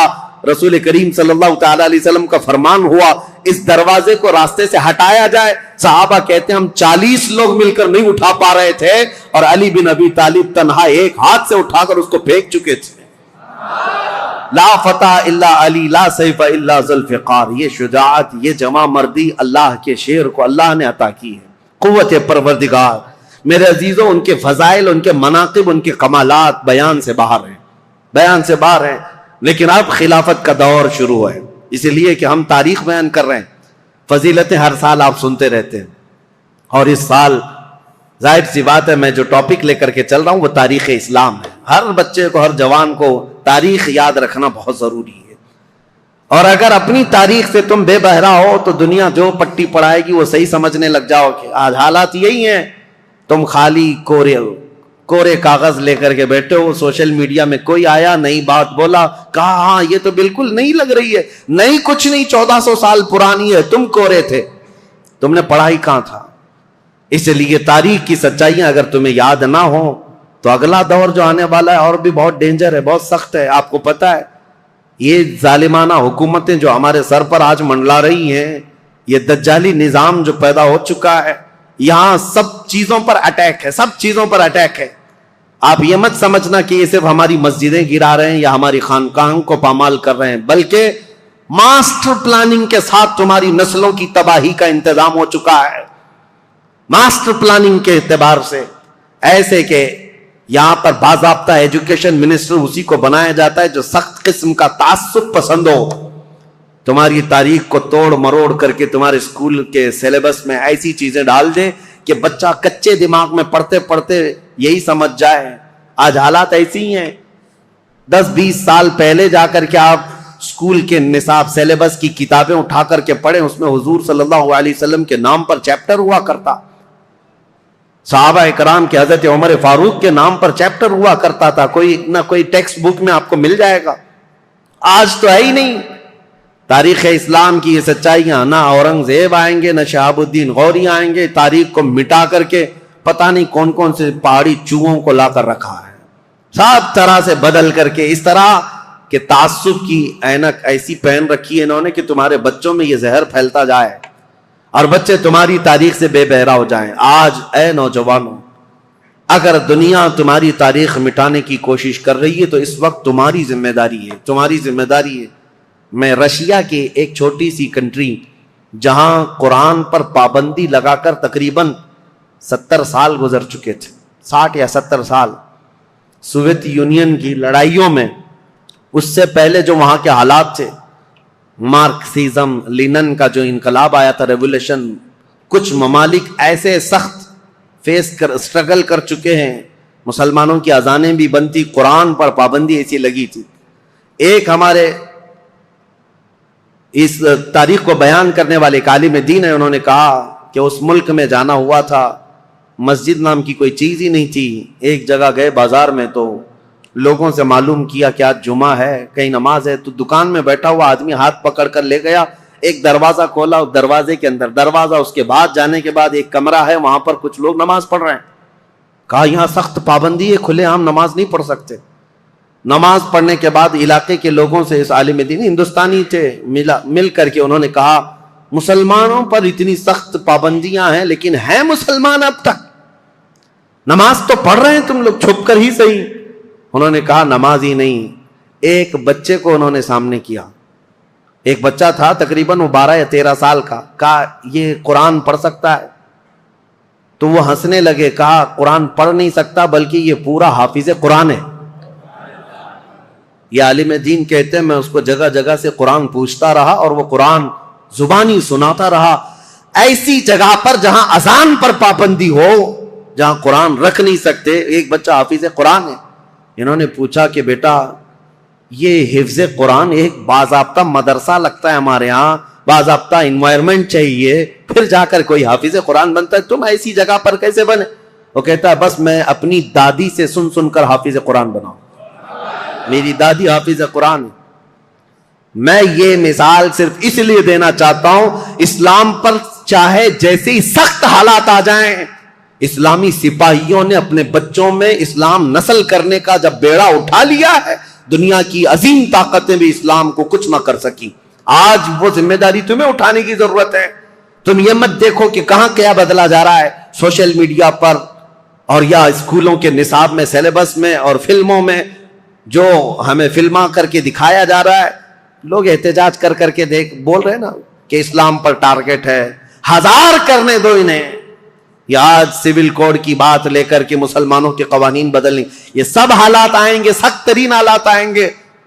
ظالموں کو تو اپنا ظلم دکھانا ہی ہے، لیکن اے غیور نوجوانوں تمہاری ذمہ داری ہے، تم اپنے کندھوں پر یہ بیڑا اٹھا لو۔ ہم دنیا کے در پردہ یا دنیا کے بھروسے پر اپنے بچوں کو نہیں رکھیں گے، ہم اپنے تاریخ کی سچائیاں اپنے بچوں میں منتقل کرتے جائیں گے۔ یہ گڈی گڑیا کی کہانیاں سنانا چھوڑ دو، اپنے بچوں کو لو، رات میں بیٹھ کر میرے آقا کی اور صحابہ اکرام کے ایمان افروز واقعات سناؤ۔ اتنے واقعات آپ نے سن لیے، ہر سال کربلا سناتے ہیں۔ میرے عزیزو اب کربلا صرف علماء سے نہیں، ہر گھر میں باپ سے بچہ خود سنے۔ کون؟ حسین ابن علی ہیں۔ یہ کربلا کی داستانیں گھر گھر میں ہو، پھر ہمیں کچھ فرق نہیں پڑتا کہ ظالم طاقتیں کیا کیا منصوبے بنا رہی ہیں۔ مولا علی کرم اللہ وجہہ الکریم کی اب تاریخ میں بیان کرنے جا رہا ہوں۔ یہ فضائل تھے، یہ مناقب تھے، ان کے کمالات تھے۔ ان کے کمالات کے لیے اتنا کافی ہے کہ وہ رسول اللہ صلی اللہ علیہ وسلم کے بھائی ہیں، دنیا میں بھی اور آخرت میں بھی۔ ان کی فضیلت کے لیے اتنا کافی ہے کہ رسول اللہ صلی اللہ تعالی علیہ وسلم نے ان کے لیے یہ فرمایا کہ تم میرے لیے ویسی ہی ہو جیسا موسیٰ علیہ السلام کے لیے ہارون علیہ السلام تھے، بس فرق اتنا ہے کہ میرے بعد کوئی نبی نہیں ہوگا۔ ان کی فضیلت کے لیے اتنا کافی ہے کہ سیدہ کائنات فاطمۃ الزہرا ان کے نکاح میں ہیں، اور جنتی جوانوں کے سردار حسن و حسین ان کے بیٹے ہیں۔ ولایت کا سر چشمہ حضرت علی تک پہنچتا ہے۔ اب خلافت کا جو دور ہے، یہ ظاہر سی بات ہے کمپلیکیٹڈ چیز، حکومت، سیادت، امارت، خلافت یہ آسان چیز نہیں ہے میرے عزیزو۔ ہر زمانے میں، ہر دور میں یہ عہدہ ہمیشہ اختلافی ہوتا ہی رہا ہے، لیکن صحابہ کے دلوں میں حضور صلی اللہ تعالی علیہ وسلم نے خالص اللہ کی محبت رکھی تھی۔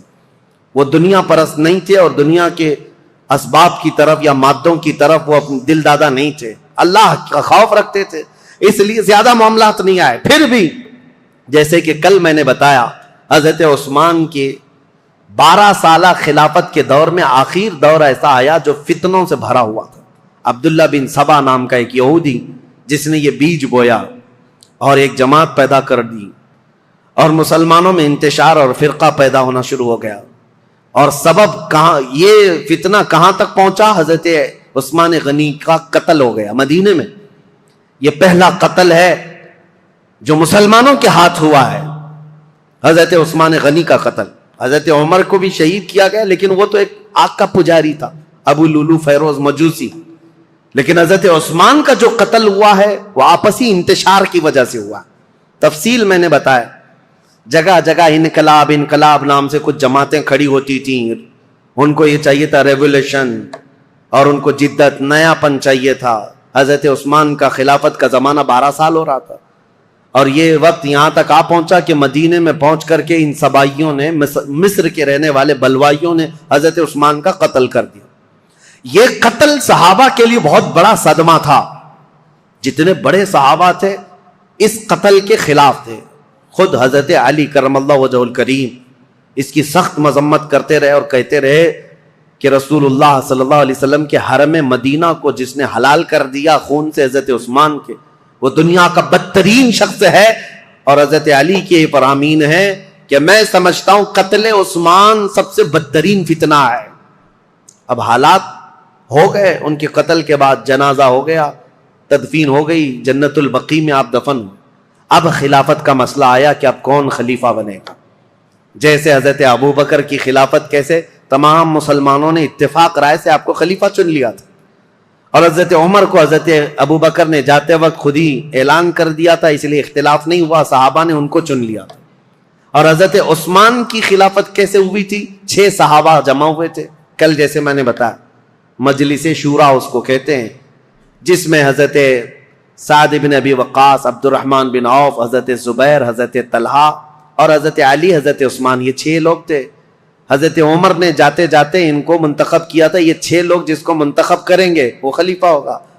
ان 6 میں سے 2 تو پہلے ہی ہٹ گئے کہ ہم کو خلافت کا کوئی ارادہ نہیں ہے، اور باقی جو 2 تھے انہوں نے اپنی خلافت دوسرے کو سپرد کر دی، جیسے حضرت زبیر نے حضرت علی کو دے دیا، حضرت طلحہ نے حضرت عثمان کو۔ بچے 2 ہی تھے، حضرت علی اور حضرت عثمان، جو خلافت کے دعوے دار۔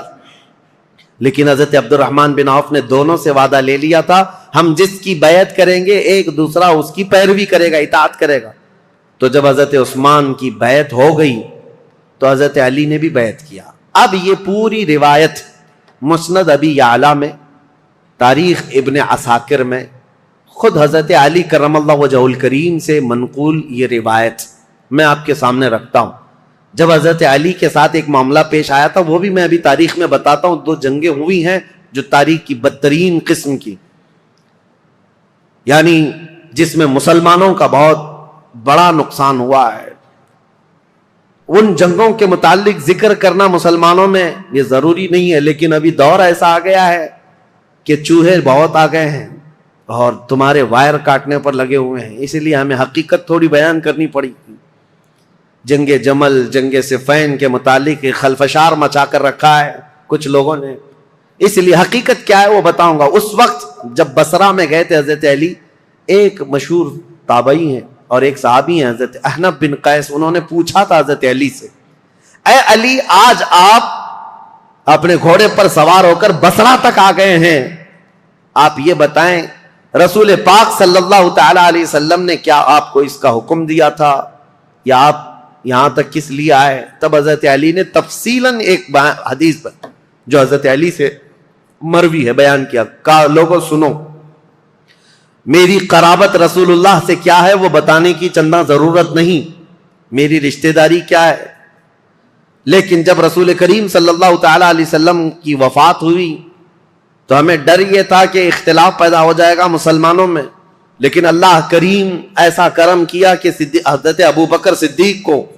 مہاجرین اور انصار سب نے بالاتفاق خلیفہ مان لیا.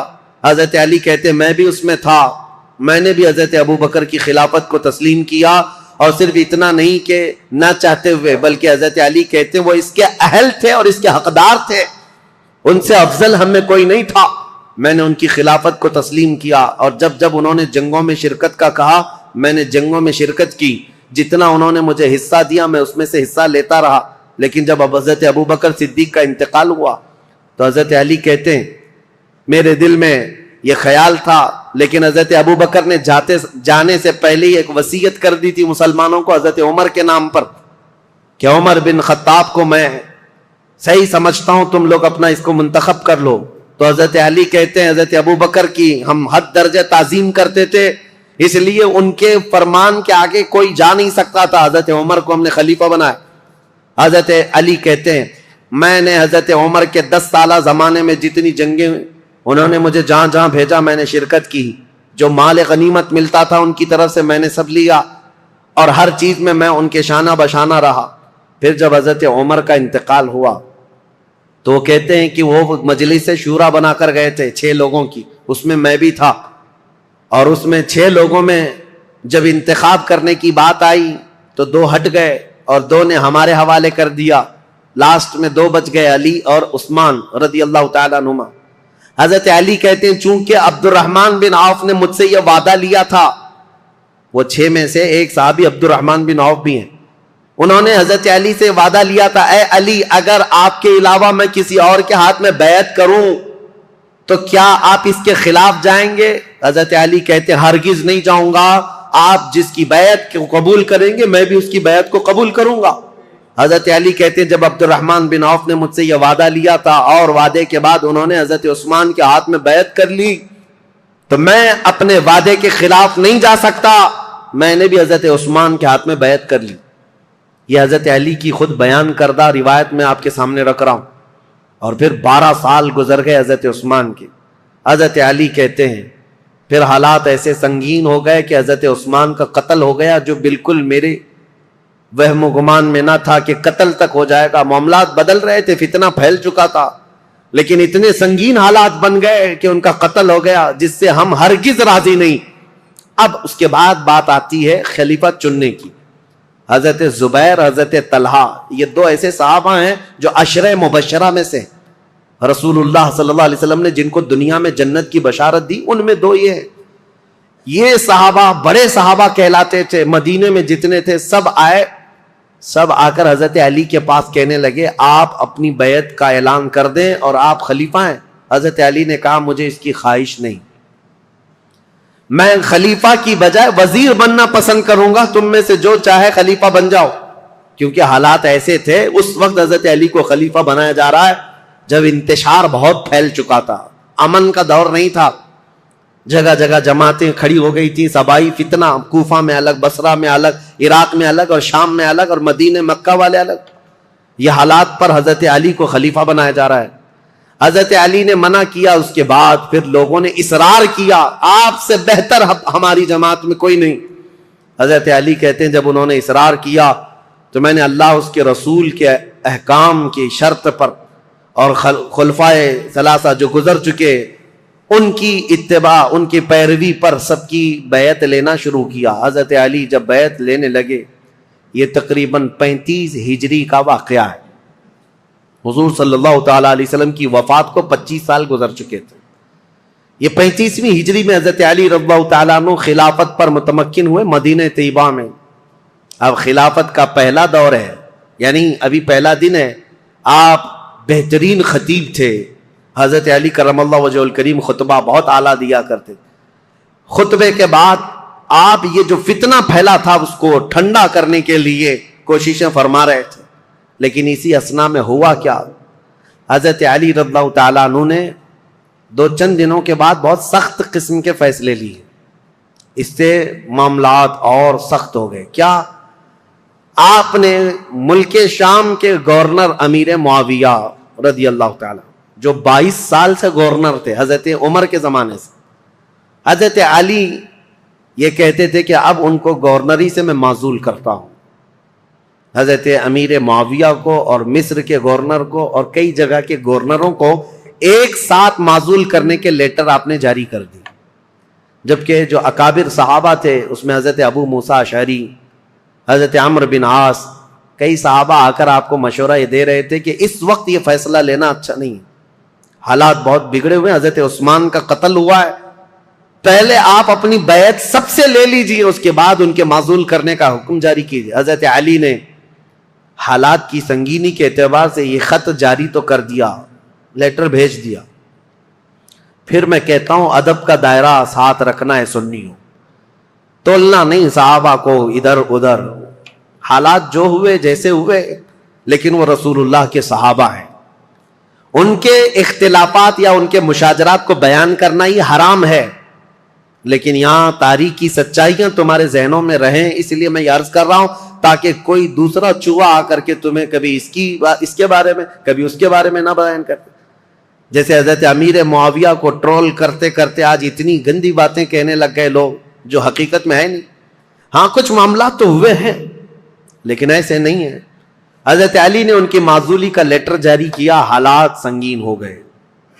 ظاہر سی بات ہے 22 سال سے وہ گورنر تھے. اب یہاں حالات یہ ہو گئے کہ حضرت امیر معاویہ نے سب سے پہلے یہ اعلان کیا کہ حضرت علی اب خلیفہ اگر ہو گئے ہیں تو ان کی خلافت کا پہلا کام یہ ہونا چاہیے، جنہوں نے حضرت عثمان ابن عفان کو قتل کیا پہلے ان قاتلوں کو پکڑ کر قصاص لینا چاہیے. خلیفہ اسلام کا قتل ہوا ہے، عام آدمی کا قتل نہیں ہوا ہے. خلیفہ اسلام کو قتل کرنے کا مطلب اسلام کے پلر کو ہلا دینا. حضرت امیر معاویہ شد و مد سے بہت زور شور سے یہ مطالبہ شروع کر دی، اور مطالبے میں بھی اتنا کہ حضرت امیر معاویہ نے مدینے ایک قاصد کو بھیجا اور حالات معلوم کر کے حضرت عثمان کا وہ جبہ منگوایا جس میں ان کی شہادت ہوئی تھی. وہ خون سے تر بتر تھا. حضرت عثمان جس میں شہید ہوئے تھے وہ جبہ موجود تھا، اور ان کی بیوی حضرت نائلہ اس وقت موجود تھی جو حضرت عثمان کے گھر میں ان کی انگلیاں کٹ گئی تھی، بیچ بچاؤ میں یا زخمی ہو گئی تھی. ان کی کٹی ہوئی انگلیاں اور حضرت عثمان کا جبہ حضرت امیر معاویہ نے دمشق ملک شام منگوایا. اب یہ جب چیزیں آئیں تو حضرت امیر معاویہ نے منبر پر رکھ کر کے لوگوں سے کہا خلیفہ اسلام کا بے دردی کے ساتھ قتل ہوا ہے، جبکہ جو وجوہات بتائی جا رہی ہیں وہ بہت چھوٹی ہیں. حضرت عثمان نے غلطی کیا کی تھی، ان کا جرم کیا تھا جس کی وجہ سے یہ قتل ہوئے. اور یہ جبہ جیسی ہی ملک شام میں پہنچا ہنگامہ برپا ہو گیا. تقریباً 60,000 لوگ کھڑے ہو گئے یہ مطالبہ کرنے کے لیے کہ خلیفہ اسلام عثمان بن عفان کے قتل کا قصاص لینا ضروری ہے. جن لوگوں نے قتل کیا ہے خلیفہ اسلام کو، ان کا مطالبہ کرنا اپنی جگہ پر تھا. ظاہر سی بات ہے آج کے دور میں آپ کو بتاؤں، ملک کے پریزیڈنٹ پر کوئی حملہ کر دے یا ملک کے پی ایم پر کوئی حملہ کر دے تو پورے ملک کی عزت کا مسئلہ ہو جاتا ہے. عام چیز نہیں ہے، اس کے لیے سیکورٹی بھی بہت رکھی جاتی ہے. اور اگر ہو گیا تو اس کے بعد حالات کیا ہوتے ہیں، جو نیا بیٹھے گا اس کے لیے سب سے پہلا مطالبہ یہی کیا جائے گا جن لوگوں نے ان کا قتل کیا ہے پہلے ان کو پکڑو. یہ مطالبہ ہوتا ہے. ارے میاں پی ایم اور پریزیڈنٹ تو بہت دور کی بات ہے، ہمارے ہاں کوئی عام آدمی بھی مر جائے تو لوگ مطالبہ کرتے ہیں کہ قاتل کو پکڑو، کلر کون ہے اس کو سزا دو. یہ تو مطالبہ ہوتا ہی ہے، پروٹیسٹ ہوتے ہیں. تو حضرت امیر معاویہ کا مطالبہ بہت تیزی سے بڑھتا چلا گیا. اب دیکھیں میں حالات آپ کو سمجھا رہا ہوں. حضرت علی کے ساتھ کیا معاملات تھے؟ جیسے ہی مدینے میں آپ نے باغ ڈور سنبھالی، آپ کے لیے حالات یہ تھے کہ صحیح طریقے سے قاتل کون ہے یہ کسی کو معلوم ہی نہیں تھا، آج تک نہیں معلوم. تو کیونکہ اس گھر میں حضرت عثمان ابن عفان کی بیوی حضرت نائلہ اکیلی تھیں، وہ بہت پردہ دار عورت تھیں. انہوں نے بیان کیا حضرت علی کے سامنے کہ محمد بن ابو بکر چھت سے داخل ہوئے تھے، یہ تو میں نے دیکھا ہے. اور انہوں نے حضرت عثمان کی داڑھی بھی پکڑی تھی، لیکن حضرت عثمان نے ایک جملہ کہا تھا کہ تیرے باپ ابو بکر ہوتے تو یہاں تک تیری حرکت نہ ہو سکتی. یہ سن کر محمد بن ابو بکر چلے گئے اور دروازے پر کھڑے ہو کر وہ رو کر توبہ کرنے لگے. لیکن ان کے ساتھ انجان 2 آدمی بھی آئے تھے، میں انہیں نہیں جانتی ہوں نہ پہچانتی ہوں کون لوگ ہیں. اور اس کے بعد حضرت نائلہ جو حضرت عثمان کی بیوی اس وقت جو موجود تھی وہ کہتی ہیں قتل ہونے کے وقت میں وہاں موجود نہیں تھی، قتل ہو گیا. حضرت علی کے سامنے یہ مقدمہ ہے، بڑا سخت ہے، کسی انجان کو قتل تو نہیں کر سکتے پکڑ کر کے پوری جماعت کو. ظاہر سی بات ہے آپ موب لنچنگ بھی ہو جاتی ہے تو اس پورے موب کو جو ہے نا سزا نہیں دیتے حکومت. پرٹیکولر ایک آدمی کون ہے جو مرڈر کیا ہے اس کو پکڑنا ضروری ہوتا ہے. موب کا جو حملہ ہوتا ہے یہ سب لوگ اس میں شریک ہوتے ہیں. سزائیں چھوٹی چھوٹی ہو سکتی ہیں لیکن مرڈر کا جو جرم ہے وہ سب پر نہیں آتا. اس وقت حضرت علی کے ساتھ یہ معاملہ تھا کہ حقیقت میں قاتل کون ہے یہ نہیں معلوم. تو سیدنا علی بن ابی طالب مدینے کے سارے صحابہ سے کہہ رہے تھے کہ میں بھی حضرت عثمان کے قتل کا قصاص لینا چاہتا ہوں، لیکن قاتل پکڑ کر کے تو لائیں. لوگوں نے کہا یہ مصر کے لوگ تھے، بلوائی تھے، ان سب کو پکڑ کے سزا دیجیے. حضرت علی کہتے ہیں وہ ایسی جماعت سے جن پر میرا قابو نہیں ہے، ابھی ابھی خلیفہ بنے ہیں اور مصر میں نیا اسلام ہے. یہ بلوائی یہ جتنے ہیں وہاں پر ایک فتنہ بھی پیدا ہو چکا تھا، تو وہ جدت پسند لوگ تھے، نئے نئے قسم کے اسلام میں آئے ہوئے تھے. حضرت علی ان مصلحتوں کو دیکھ کر خون عثمان کا بدلہ لینے میں آپ نے فرمایا کہ اس کو بعد میں حالات کے ٹھنڈے ہو جانے کے بعد لیا جائے گا، بس بات اتنی تھی. لیکن غلط فہمی بڑھتی گئی اور یہ غلط فہمی کو ڈالنے والا کون تھا؟ اسی لیے میں نے کل آپ کے سامنے ایک نام بتایا تھا، عبداللہ بن سبا، ایران کا رہنے والا ایک یہودی جو اسلام میں آیا تھا. اس نے اپنا کام شروع کر دیا مدینے میں جا کر اور دیگر جگہ پر ملک شام میں لوگوں کو بھڑکانا شروع کیا. پہلے تو حضرت علی کی حمایت میں بولتا تھا، اب حضرت علی خلافت پہ آئے تو حضرت عثمان کے قتل کا بدلہ لینے کے لیے ابھارنے لگ گیا. اب ہوا یہ کہ حضرت عائشہ صدیقہ رضی اللہ تعالیٰ عنہ، ان کا بھی کردار ہے تاریخ میں، ام المومنین ہے، زبان نہ کھولنا ان کے لیے بھی گستاخی کے لیے، ایمان برباد ہو جائے گا. ام المومنین رسول اللہ صلی اللہ علیہ وسلم کی محبوبہ ہیں، زوجہ ہیں. یہ حج پر گئی ہوئی تھیں اور حج سے واپس آنے کے وقت حضرت عثمان کا قتل ہو گیا تھا اور یہ خبر حضرت عائشہ کو پہنچ گئی. حضرت عائشہ کا مقام تھا صحابہ میں سب میں بھی، کیونکہ ام المومنین نے سب لوگ احترام کرتے تھے. حضرت عائشہ کے پاس جب یہ خبر پہنچی تو حضرت زبیر اور حضرت طلحہ یہ دونوں حضرت علی کے ہاتھ پر بیعت کر چکے تھے مدینے میں، لیکن حالات جب سنگین ہونے لگے تو یہ مدینہ چھوڑ کر مکہ چلے گئے. کون؟ یہ بڑے 2 صحابہ عشرہ مبشرہ میں. حضرت زبیر حضور صلی اللہ تعالیٰ علیہ وسلم کے یہ بھی بھائی لگتے ہیں، پھوپھی کے بیٹے ہیں، سگی پھوپھی کے بیٹے ہیں حضرت زبیر. جیسے حضرت علی چاچا کے بیٹے ہیں، حضرت زبیر پھوپھی کے بیٹے ہیں. تو حضرت زبیر اور حضرت طلحہ دونوں مکہ چلے گئے اور یہ دونوں جا کر حضرت عائشہ سے ملاقات کیا پردے میں اور ان کو حالات بتائے مدینے میں کیا کیا ہوا، حضرت عثمان کا قتل کیسے ہوا. حضرت عائشہ بہت جلال میں آئی، کہا ہم جانتے ہیں عثمان بن عفان کے اخلاق اور ان کی کردار کو، سارے صحابہ ان کی پاکیزگی کی گواہی دیتے تھے. حضرت عائشہ کہتی ہیں میں وہ دن بھی جانتی ہوں جب رسول اللہ صلی اللہ تعالیٰ علیہ وسلم حجرے میں بیٹھے ہوتے، کئی لوگ آتے حضور اسی طرح لیٹے رہتے، جب عثمان آتے تو حضور اپنی تہبند سے ہی کر لیتے تھے. حضرت عائشہ کہتی ہیں میں گواہ ہوں اور میں پوچھتی یا رسول اللہ عثمان کے آنے پر اپنی تہبند آپ پیر سے نیچے تک کرتے ہیں اور اٹھ کر بیٹھتے ہیں، کیوں ایسا؟ حضرت عثمان کے متعلق حضور نے فرمایا اے عائشہ کیا میں اس سے حیا نہ کروں جس سے اللہ کے فرشتے حیا کرتے ہیں؟ اللہ کے فرشتے جس سے حیا کرتے ہیں.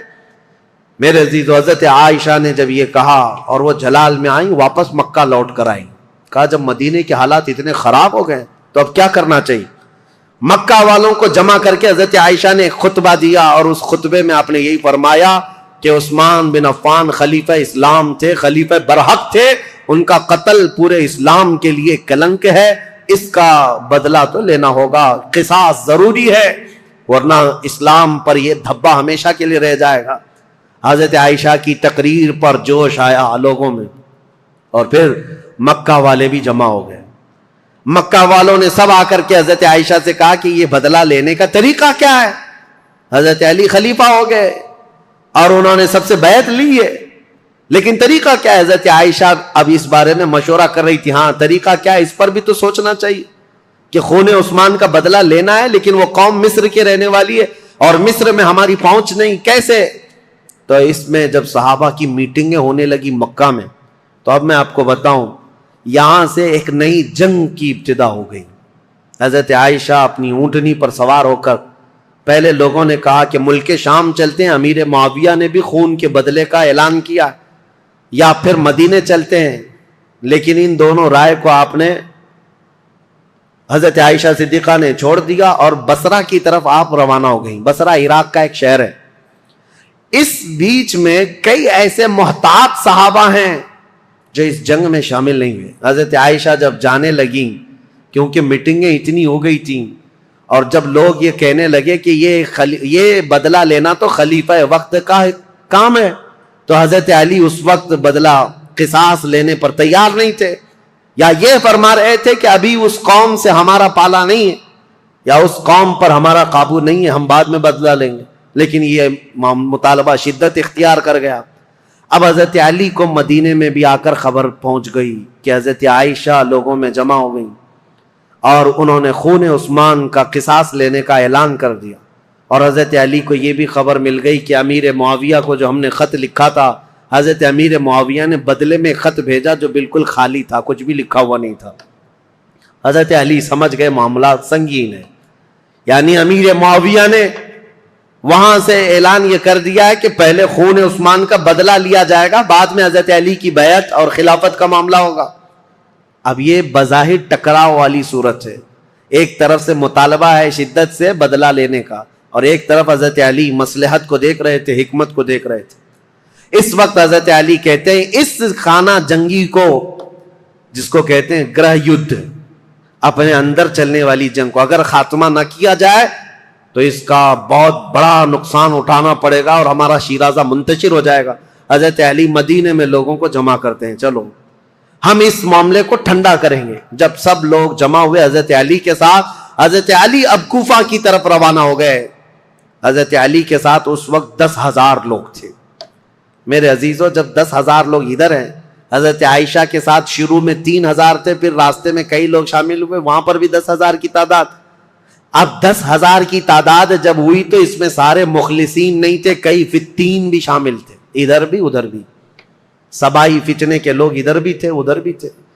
اب حضرت علی رضی اللہ تعالیٰ عنہ یہاں سے نکلے ہیں، اور مسلمانوں میں یہ بات پھیل گئی کہ 2 جماعتوں میں جنگ ہونے جا رہی ہے، ایک طرف حضرت عائشہ، ایک طرف حضرت علی۔ یہاں تک کہ روایت میں موجود ہے جب حضرت عائشہ اپنی اونٹنی پر بیٹھ کر کے مکہ سے نکل رہی تھی تو اس دن کو یوم الخیب کہا گیا ہے، یعنی یوم گریہ۔ سارے مکہ والوں نے اس دن اتنا روئے تھے، سارے مکہ والے، جتنا وہ کہتے ہم نے کبھی رویا نہیں، کہ ان کو شدت سے غم تھا کہ آج نوبت یہاں کو پہنچی کہ مسلمانوں کی 2 بڑی جماعتیں ٹکرانے جا رہی ہیں، ایک طرف ام المومنین عائشہ صدیقہ، ایک طرف مولا کائنات علی بن ابی طالب۔ ابھی امیر معاویہ کا معاملہ ہی نہیں آیا۔ حضرت عائشہ چل کر کے گئیں، بصرہ پہنچ گئیں، اس میں حضرت زبیر بھی ہیں، حضرت طلحہ بھی ہیں، 2 بڑے صحابہ ہیں، عشرہ مبشرہ۔ ادھر حضرت علی کے ساتھ جو 10,000 صحابہ ہیں، اس میں حضرت عمار بن یاسر، مقداد بن اسود، بلال حبشی، کئی صحابہ حضرت علی رضی اللہ تعالیٰ عنہ کے ساتھ، حضرت سلمان فارسی، یہ لوگ ہیں۔ نکلے ہیں، جنگ کی نیت تو نہیں تھی، معاملات کو دیکھا جائے گا اور سامنے بیٹھ کر کے کچھ کیا جائے۔ اب حضرت علی کوفہ گئے تو وہاں حضرت ابو موسیٰ اشعری تھے، یہ بھی بڑے صحابی ہیں جنہوں نے بعد میں چل کر صلح کرائی۔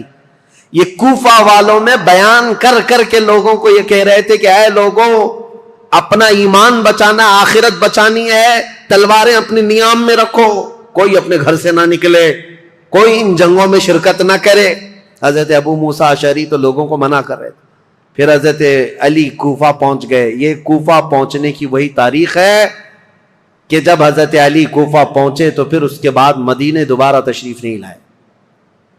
یہاں سے حضرت علی کی خلافت کا باضابطہ جو دور، کوفہ جو دارالعاصمہ، دارالخلافہ بنا اسلام کا، حضرت علی جب وہاں آئے تو لوگوں کو آپ کی فوج میں شامل کیا گیا۔ حالات سنگین ہو رہے، طاقت کے بل بوتے، طاقت کے زور، اس کو ٹھنڈا کرنا چاہیے۔ اب اس میں محتاط صحابہ جو تھے ان کی بھی رائے میں بتاتا ہوں۔ حضرت عبداللہ بن عمر ہیں، حضرت عمر بن عاص ہیں، یہ لوگ شریک نہیں ہوئے۔ محمد بن مسلمہ ہیں، یہ لوگ شریک نہیں ہیں۔ احنف بن قیس، یہ بعد میں۔ ان لوگوں سے حضرت علی نے بلا کر کے کہا بھی تھا کہ تمہاری رائے کیا ہے؟ حضرت عمر بن عاص نے کہا کہ میں چل تو پڑوں گا آپ کے ساتھ، لیکن بس اتنی شرط ہے، آپ مجھے وہ تلوار دیں جو تلوار یہ پہچانتی ہو کون سی گردن مسلمان کی کون سی کافر کی، مجھے وہ تلوار دیجیے، کیونکہ جنگ ہو رہی ہے، دو جماعتیں جو دونوں طرف مسلمان ہیں، صحابہ ادھر بھی ہیں، صحابہ ادھر بھی ہیں۔ عمر بن عاص نے کہا میرے پاس ایسی تلوار نہیں جو پہچانتی ہو گردن کس کی ہے، اگر یہ مل گئی تو پھر شریک ہو جاؤں۔ اس کے بعد حضرت محمد بن مسلمہ کو بلا کر پوچھا کہ آپ کیوں نہیں؟ کہا میں نے رسول اللہ صلی اللہ تعالی علیہ وسلم سے سنا تھا، میرے آقا نے فرمایا تھا محمد بن مسلمہ اس تلوار کو کبھی نیچے ہونے نہیں دینا، اعلاء کلمت الحق کے لیے استعمال کرنا، اور جس دن یہ نوبت آ جائے کہ یہ تلوار تجھے کسی مسلمان پر اٹھانی پڑے تو احد پہاڑ کے پاس جا کر کسی پتھر پر تیری تلوار توڑ دینا۔ محمد بن مسلمہ کہتے ہیں کل رات جا کر میں نے اپنی تلوار توڑ دی۔ آج نوبت یہاں پہنچ گئی ہے کہ ہمیں تلوار اٹھانی پڑ رہی ہے، میں تو تلوار توڑ چکا ہوں۔ حضرت عبداللہ بن عمر، انہوں نے بھی یہی کہا کہ میں فرق نہیں کر پاؤں گا کہ کون حق پر ہے کون کس پر ہے، اسی لیے میں اس میں شریک نہیں ہوں۔ کچھ محتاط صحابہ ان میں نہیں آئے، لیکن حضرت علی جب سفر پر روانہ ہو، یاد رکھو مسلمانوں، ایمان کی حفاظت اسی میں ہے، دونوں جگہ کا بیلنس برقرار رکھو، ام المومنین کا بھی، مولا کائنات کا بھی، دونوں رسول اللہ کی قرابت دار ہیں، رشتہ دار ہیں۔ حضرت عائشہ صدیقہ جب آئیں تو اب مشورے ہو رہے تھے، میٹنگیں ہو رہی تھی، ان کے خطبے اتنے پر اثر تھے کہ لوگ جمع ہوئے۔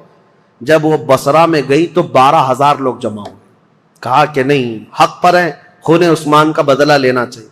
یہ حالات دیکھ کر کے ایک صحابی ایسے ہیں جن کا بہت بڑا رول ہے، حضرت قعقاع، یہ آئے، حضرت زبیر، حضرت طلحہ، حضرت عائشہ ان کے پاس آئے، کہا اچھا یہ میٹنگ بعد میں ہوئی، اس سے پہلے ایک حادثہ ہو گیا تھا، کیا ہے؟ بصرہ میں جیسی حضرت عائشہ پہنچی تو بصرہ کے جو گورنر تھے وہاں پر، تو جو گورنر تھے وہ حضرت علی کی طرف سے تھے، عثمان بن حنیف، انہوں نے کیا کیا کہ راستہ روکنا ہے ان کا، یہ تو لڑنے کے لیے آئے، تو انہوں نے فوراً ہی جنگ شروع کر دی، جبکہ حضرت علی کے آنے کا انتظار کرنا تھا۔ تو عثمان بن حنیف نے لوگوں کو اتار دیا، اور جنگ جیسی خالی راستہ روکنے کے لیے شروع ہوئی تھی، اس میں 700 لوگ مارے گئے بصرہ کے۔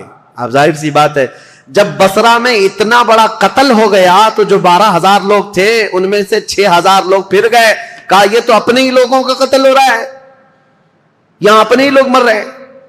تو 6,000 لوگ جب چھوڑ دیے تو حضرت عائشہ کے پاس رات میں حضرت قعقاع آئے، حضرت عائشہ تھی، حضرت زبیر، حضرت طلحہ، یہ تینوں بڑے لوگ بیٹھے تھے۔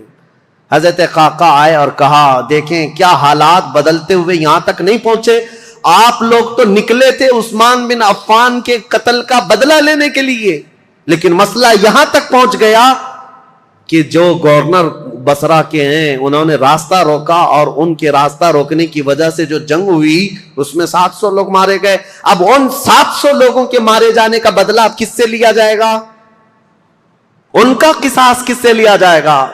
اب آپ کے ایک ایک فوجی سے وہ قصاص لینا پڑے گا، اتنے مر گئے، تو ڈائیورٹ ہو جائے گا مسئلہ، کہاں آپ کس کام کے لیے نکلے تھے اور کس کام میں آ گئے۔ کل کو اگر گورنر بصرہ کے عثمان بن حنیف کا قتل ہوتا ہے تو پھر یہ مطالبہ بدل جائے گا. اب آپ کے بارے میں بھی لوگ یہ کہیں گے تم تو نکلے تھے عثمان بن عفان کے قتل کا بدلہ لینے کے لیے، لیکن تم نے اپنے ہاتھوں سے بصرہ کے گورنر کا قتل کیا، اب ان کا قصاص ہم آپ سے لیں گے. بات تو برابر ہو جائے گی. حضرت قعقاع کی یہ باتیں اتنی اثر کر گئیں، حضرت عائشہ نے کہا قعقاع جو کہتے ہیں بالکل سچ ہے، ہمیں جنگ نہیں کرنی چاہیے، ہمیں جنگ نہیں کرنی چاہیے. حضرت زبیر، حضرت طلحہ کے پاس بھی وہ آئے، اسی طرح کی تقریر کی. تینوں نے کہا حضرت علی سے ہماری ذاتی کوئی دشمنی نہیں، صرف اسلام کے اس پلر کو کوئی ہلا نہ پائے اس لیے ہمارا یہ مطالبہ تھا. لیکن آپ کی بات صحیح ہے کہ اب یہ جنگ چھڑ جائے تو اپنوں کا قتل بہت زیادہ ہوگا. تو حضرت قعقاع سے ان تینوں نے کہا جو باتیں آپ نے ہم سے کی ہیں یہی باتیں علی بن ابی طالب سے بھی کرو، اگر وہ بھی راضی ہیں یہ مصالحت کے لیے تو جنگ کی ضرورت ہی نہیں. تو حضرت قعقاع سیدھے کوفہ گئے حضرت علی کے پاس. یہی ساری باتیں حضرت علی کے پاس انہوں نے رکھا، کہا ایسے حالات ہیں. حضرت علی نے گرین سگنل دے دیا اور کہا ہم بھی جنگ کے لیے نہیں آئے قعقاع، جو تم باتیں کر رہے ہو ہم بیٹھیں گے، زبیر اور طلحہ میرے بھائی ہیں، ہم مصالحت کے لیے جائیں گے. حضرت علی جب آئے بصرہ تو یہ دونوں جماعتیں، حضرت عائشہ کی جماعت ہے، حضرت علی بن ابی طالب کی. سنو توجہ سے، اب اصل مسئلہ شروع ہوتا ہے. رات کو میٹنگیں ہوئی مصالحت کے لیے، حضرت قعقاع کبھی ادھر گئے کبھی ادھر گئے، دونوں نے رات میں ایگریمنٹ بھی لکھ لیا. حضرت زبیر خود چل کر کے حضرت علی کے پاس آئے. حضرت علی سے گفتگو کرنے سے پہلے ہی حضرت علی نے ان سے پوچھا اے زبیر تمہیں یاد ہے رسول اللہ صلی اللہ علیہ وسلم نے ایک مرتبہ میں بھی تھا اور تم بھی تھے. سنو حضرت علی حدیث سنا رہے ہیں، حضرت زبیر کو یاد دلا رہے ہیں، کہا میں بھی تھا تم بھی تھے، رسول اللہ نے تم سے یہ نہیں کہا تھا اے زبیر ایک دن تم علی سے لڑو گے اور علی حق پر ہوں گے، ایک دن تم علی سے لڑو گے اور علی حق پر ہوں گے. تو حضرت زبیر نے کہا سچ کہا علی تو نے، میں نے رسول اللہ سے سنا تھا. کہا حضرت زبیر اسی دن وہاں سے کہتے میں لڑنا نہیں چاہتا تم سے، نکل گئے. جیسے ہی حضرت زبیر گئے حضرت طلحہ نے پوچھا ان سے کیا بات ہے. حضرت زبیر نے کہا علی نے مجھے وہ حدیث یاد دلائی جو رسول اللہ نے میری زندگی میں کہا تھا، علی حق پر ہے، علی حق پر ہے. حضرت زبیر چل پڑے تو حضرت طلحہ نے کہا اے زبیر میں بھی اس فعل پر اس کام پر نادم ہوں، شرمندہ ہوں، میں بھی نکل چلتا ہوں. یہ رات کی خبر جو ہو رہی تھی حضرت عائشہ رضی اللہ تعالیٰ عنہا کے پاس پہنچی تھی. حضرت عائشہ کے ساتھ ایک معاملہ ہوا تھا راستے میں، وہ بھی میں تاریخ میں ہے میں آپ کو بتاتا ہوں. جب حضرت عائشہ کی یہ فوج چل رہی تھی مقام حواب ایک جگہ آئی جہاں کتے بھونکنے لگے. حضرت عائشہ نے فوراً اونٹنی کو کھڑا کر دیا اور پوچھا یہ اس جگہ کا نام کیا ہے. لوگوں نے کہا مقام حواب. تو ڈر گئی، کپ کپی آ گئی جسم میں. کہا ماں عائشہ صدیقہ کیا ہوا کیا؟ کہا میں نے رسول اللہ سے ایک حدیث سنی تھی، میرے آقا نے فرمایا اے عائشہ ایک بار تم مسلمانوں کے ساتھ سفر پر ہوگی تو اللہ کی قسم دیتا ہوں اس جماعت میں تم مت جانا جس میں حواب کے کتے بھونکیں گے. حضور سے میں نے یہ سنا تھا حواب کے کتے بھونکیں گے جس جماعت میں، اس جماعت میں جانا مت. حضرت عائشہ نے کہا کہ اگر یہاں حواب کا مقام ہے تو کتے بھونک رہے ہیں اور میں نہیں چاہتی کہ اس جماعت میں ہوں. یہ بصرہ آنے سے پہلے کی بات ہے. لیکن کیا بتائیں جماعت میں فتنہ انگیزی کرنے والے جو سبائی لوگ تھے ان میں 40 لوگ ایسے آئے جنہوں نے اللہ رسول کی قسم اٹھائی، قرآن کی قسم اٹھا کر کہا یہ حواب کا مقام ہے ہی نہیں، حواب ہے نہیں، یہ دوسری جگہ ہے، یہاں کے کتے روز بھونکتے رہتے. حضرت عائشہ کو حلف لے کر کے انہوں نے کہا یہ حواب کا مقام نہیں ہے. تب حضرت عائشہ پھر چل پڑی جبکہ وہ مقام حواب ہی تھا. حضرت عائشہ جب بصرہ پہنچی تو اب حالات جو مصالحت کے ہو رہے تھے، رات کو ایگریمنٹ لکھ دیا گیا، لیکن جیسے ہی یہ سبائی 3 لوگوں کو پتا چلا دونوں جماعتوں میں صلح ہو رہی ہے تو دونوں جماعتوں میں صلح کی بات سن کر یہ سبائی لوگ جتنے جنگ میں شریک تھے سب کے سب بھڑک اٹھے اور کہا ہم یہاں تک صلح کرنے آئے ہیں، ہم تو ایک دوسرے کی گردن مارنے آئے ہیں، اگر یہ بڑے لوگ صلح کر رہے ہیں تو ہم تو نہیں صلح کریں گے. یہ فتنہ اٹھایا گیا اور صبح ہوتے ہی حضرت زبیر جا رہے تھے، اپنا سامان لے کر اس میدان سے نکل رہے تھے، ایک سبائی شخص آیا اور حضرت زبیر کو پیچھے سے نیزہ مار کر شہید کر دیا۔ رسول اللہ صلی اللہ علیہ وسلم کے بھائی، پھپھیرے بھائی، عشرہ مبشرہ میں سے حضرت زبیر جیسے ہی شہید ہوئے، حضرت طلحہ دوڑتے ہوئے آئے کہ ظالم جماعت نے حضرت زبیر کو مار دیا ہے، رسول اللہ کے اس صحابی کا قتل ہوا، یہ پہلا قتل ہوا ہے۔ جیسی حضرت طلحہ ان کی لاش کے پاس دوڑتے ہوئے آئے، ان سبائیوں نے حضرت طلحہ کی بھی گردن مار دی۔ 2 عشرہ مبشرہ میں سے صحابہ تھے، قتل ہو گئے۔ اب ہوا یہ کہ جیسے ہی حضرت زبیر حضرت طلحہ شہید ہوئے تو یہ جو جماعت آئی تھی، ان سب میں یہ اعلان ہوا کہ حضرت علی کے ساتھ جو جماعت آئی ہے انہوں نے وعدہ خلافی کی ہے، رات کو صلح کیا اور صبح قتل کیا ہے۔ اس اعتبار سے جنگ شروع ہو گئی۔ ادھر سے جو حضرت عائشہ کے ساتھ لوگ آئے تھے وہ جنگ میں کود پڑے اور ادھر سے جو تھے وہ بھی جنگ میں کود پڑے۔ یہ گھمسان کی جنگ چلتی رہی، اتنی سخت جنگ تھی، اتنی سخت جنگ تھی کہ ایک دن کے اندر 12,000 مسلمان قتل ہوئے۔ بہت سخت قسم کی یہ تاریخ ہے۔ یہ مجھے بتانا اس لیے بھی ضروری ہے کہ کوئی اٹھ پٹانگ تمہارے دلوں میں نہ ڈال دے۔ ہوا کیا تھا حقیقت یہ میں بتا رہا ہوں، لیکن حضرت عائشہ رضی اللہ تعالیٰ عنہ اب بات کرنا چاہ رہی ہیں حضرت علی سے، اور حضرت علی عائشہ سے بات کرنا چاہ رہے ہیں۔ بیچ میں راستہ ایسا جنگ کا گھمسان چھڑا ہوا ہے کہ نہ ایک دوسرے سے بات کرنے کا موقع مل رہا ہے۔ یہاں تک کہ حضرت عائشہ کا اونٹ جس پر وہ بیٹھی ہوئی تھی، اس کا نام ہی جنگ جمل ہے۔ جمل عربی میں اونٹ کو کہتے ہیں، نام ہی جنگ کا جمل رکھ دیا گیا کیونکہ اونٹ پر ایک جھوپڑی لگائی جاتی تھی کجاوا، اس میں حضرت عائشہ بیٹھی ہوئی تھی۔ اس اونٹ پر اتنے حملے کر دیے تھے، اتنے حملے کر دیے ادھر کی جماعت والوں نے کہ حضرت عائشہ کی حفاظت کے لیے جو ادھر موجود تھے وہ عزت قبیلے کے لوگ ان میں صرف اونٹ کی حفاظت کے لیے 700 لوگ قتل ہو گئے تھے۔ ایک گرتا تھا، دوسرا پکڑتا تھا، دوسرا گرتا تھا، تیسرا پکڑتا تھا، لیکن ان جان بازوں نے اونٹ کو گرنے نہیں دیا۔ حضرت علی رضی اللہ تعالیٰ عنہ نے پھر حکمت کے ساتھ فرمایا کہ یہ جنگ ختم ہوگی اس وقت جب یہ اونٹ بیٹھے گا، تو اپنی ایک معتمد جماعت کو جو اہل حق تھے ان کو بھیجا کہ جاؤ تم کسی نہ کسی طرح سے اونٹ کو نیچے پیروں کی طرف سے کچھ زخمی کر دو یا کسی طرح اونٹ بیٹھ جائے۔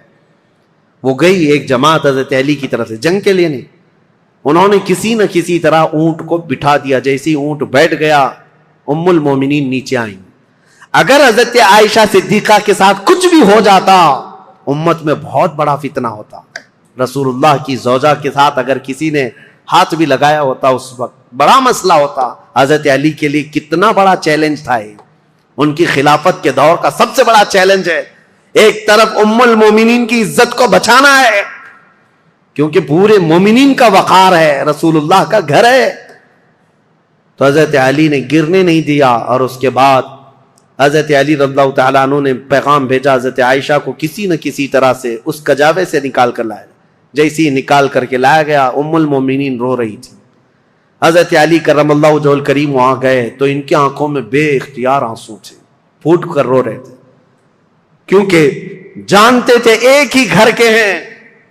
حضرت علی رضی اللہ تعالیٰ عنہ سے سب سے پہلے حضرت عائشہ کھڑی ہوئی، کہا اے علی بن ابی طالب، صرف ایک غلط فہمی کی وجہ سے یہاں تک معاملہ پہنچ گیا۔ حضرت علی نے کہا ماں عائشہ صدیقہ آپ سچ کہتی ہیں کہ غلط فہمی نے یہاں تک پہنچا دیا۔ دونوں کے وہی جملے تھے، حضرت عائشہ کہتی ہے میں ہرگز نہیں چاہتی تھی کہ خون مسلم بہہ جائے، کسی مسلمان کا قتل ہو جائے، لیکن اتنا بڑا معاملہ پیش آیا۔ دونوں یہ عظیم صحابہ، وہ زوجہ ہیں، یہ صحابی ہیں، داماد ہیں، رونے لگے، اس معاملے پر بہت گریہ وزاری کی۔ اس کے بعد مولا کائنات علی بن ابی طالب بیٹھے ہوئے تھے، ایک شخص آیا حضرت زبیر کے قتل کا پیغام لے کر آیا، کہا حضرت زبیر کو نیزہ مار کر شہید کیا گیا ہے۔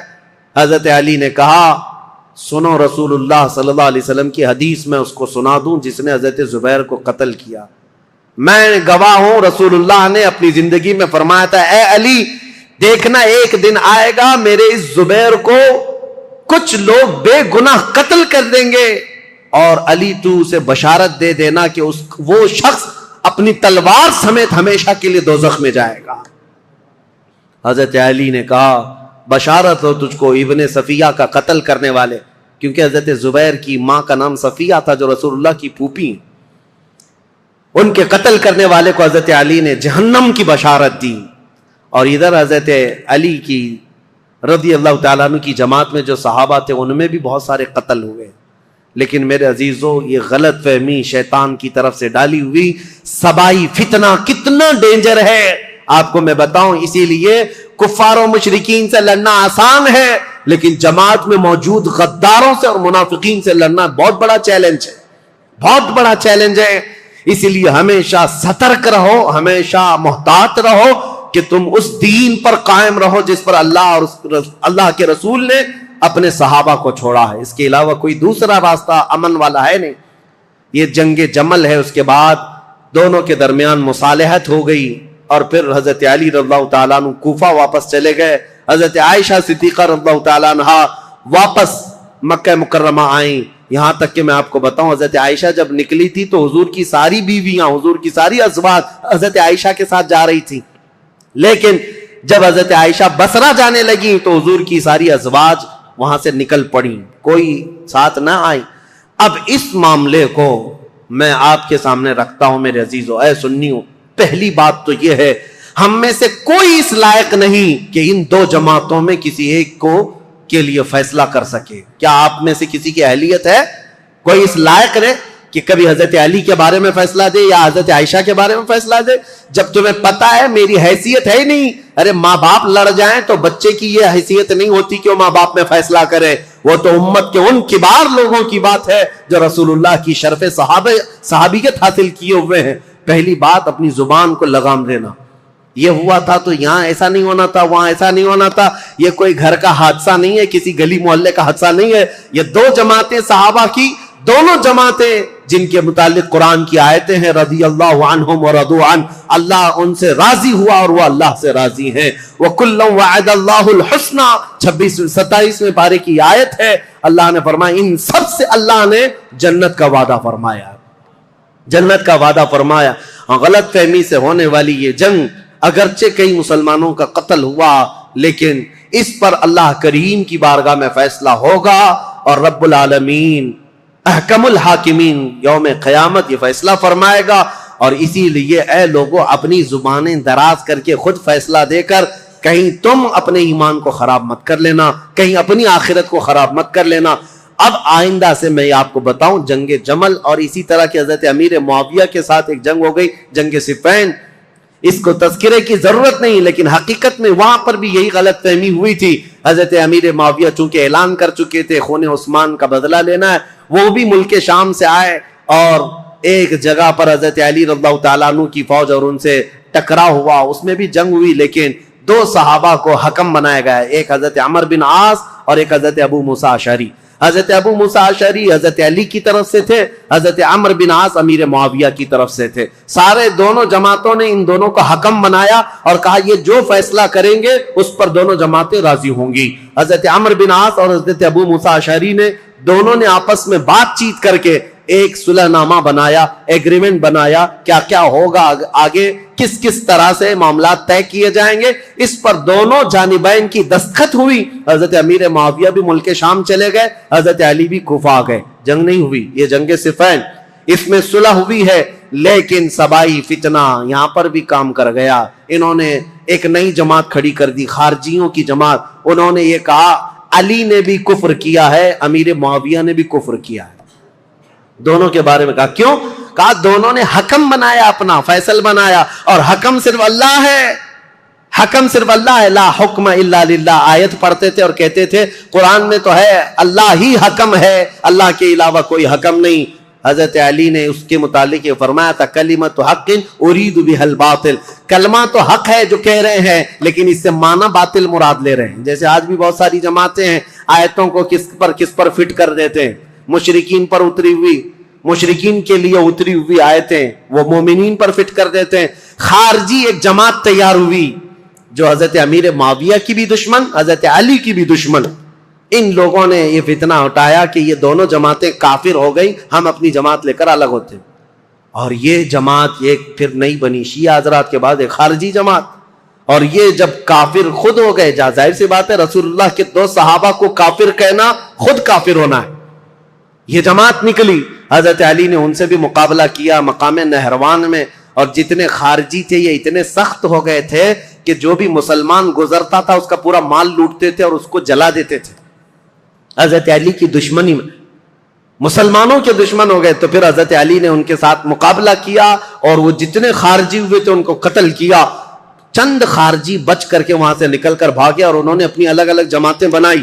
اب شدت بدلہ لینے کی شدت انتقام اتنا گھر کر گیا خارجیوں میں کہ 3 خارجی لوگ ایسے ہوئے، میٹنگ کیا اور انہوں نے کہا دیکھو یہ روز روز کی جنگوں سے پریشان ہیں، یہ 3 بڑے لوگ جو ہیں علی بن ابی طالب، عمرو بن عاص، امیر معاویہ، ان تینوں کو قتل کر دیتے معاملہ ہی ختم ہو جائے گا۔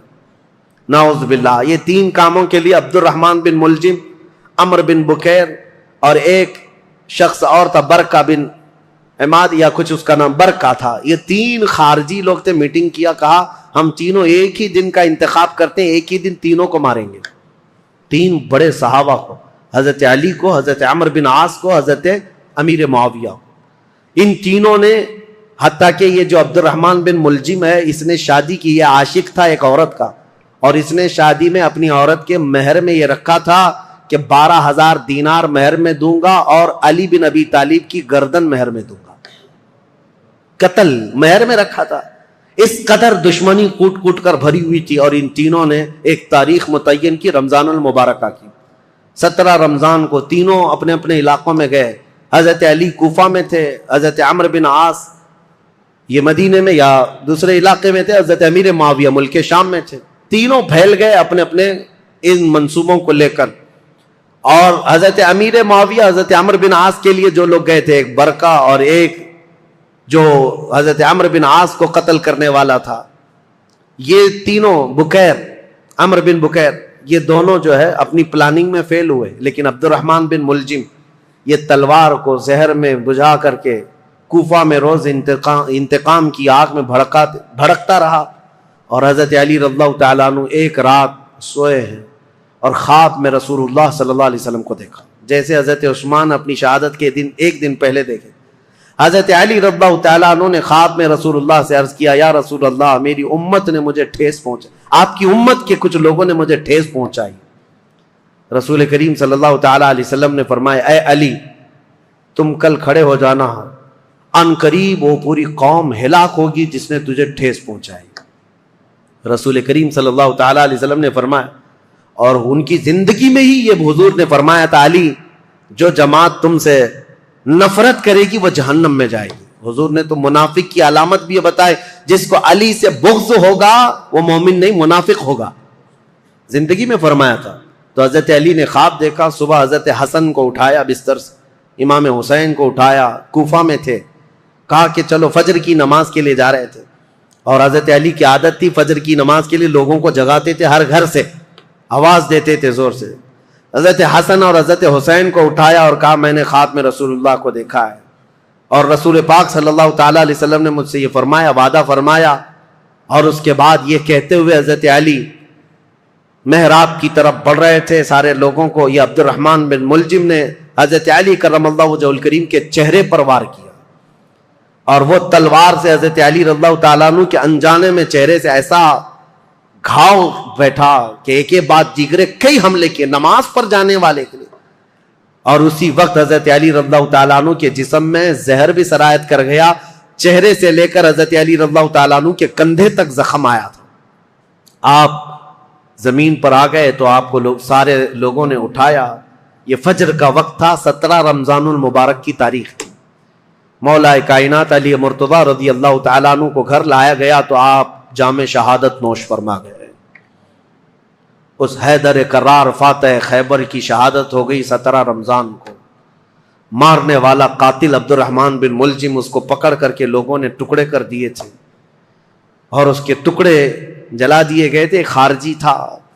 لیکن میرے عزیزوں، مولا کرم اللہ وجہ الکریم علی بن ابی طالب کے قتل کے ساتھ ہی اسلام کا، تاریخ کا ایک دروازہ بند ہو گیا۔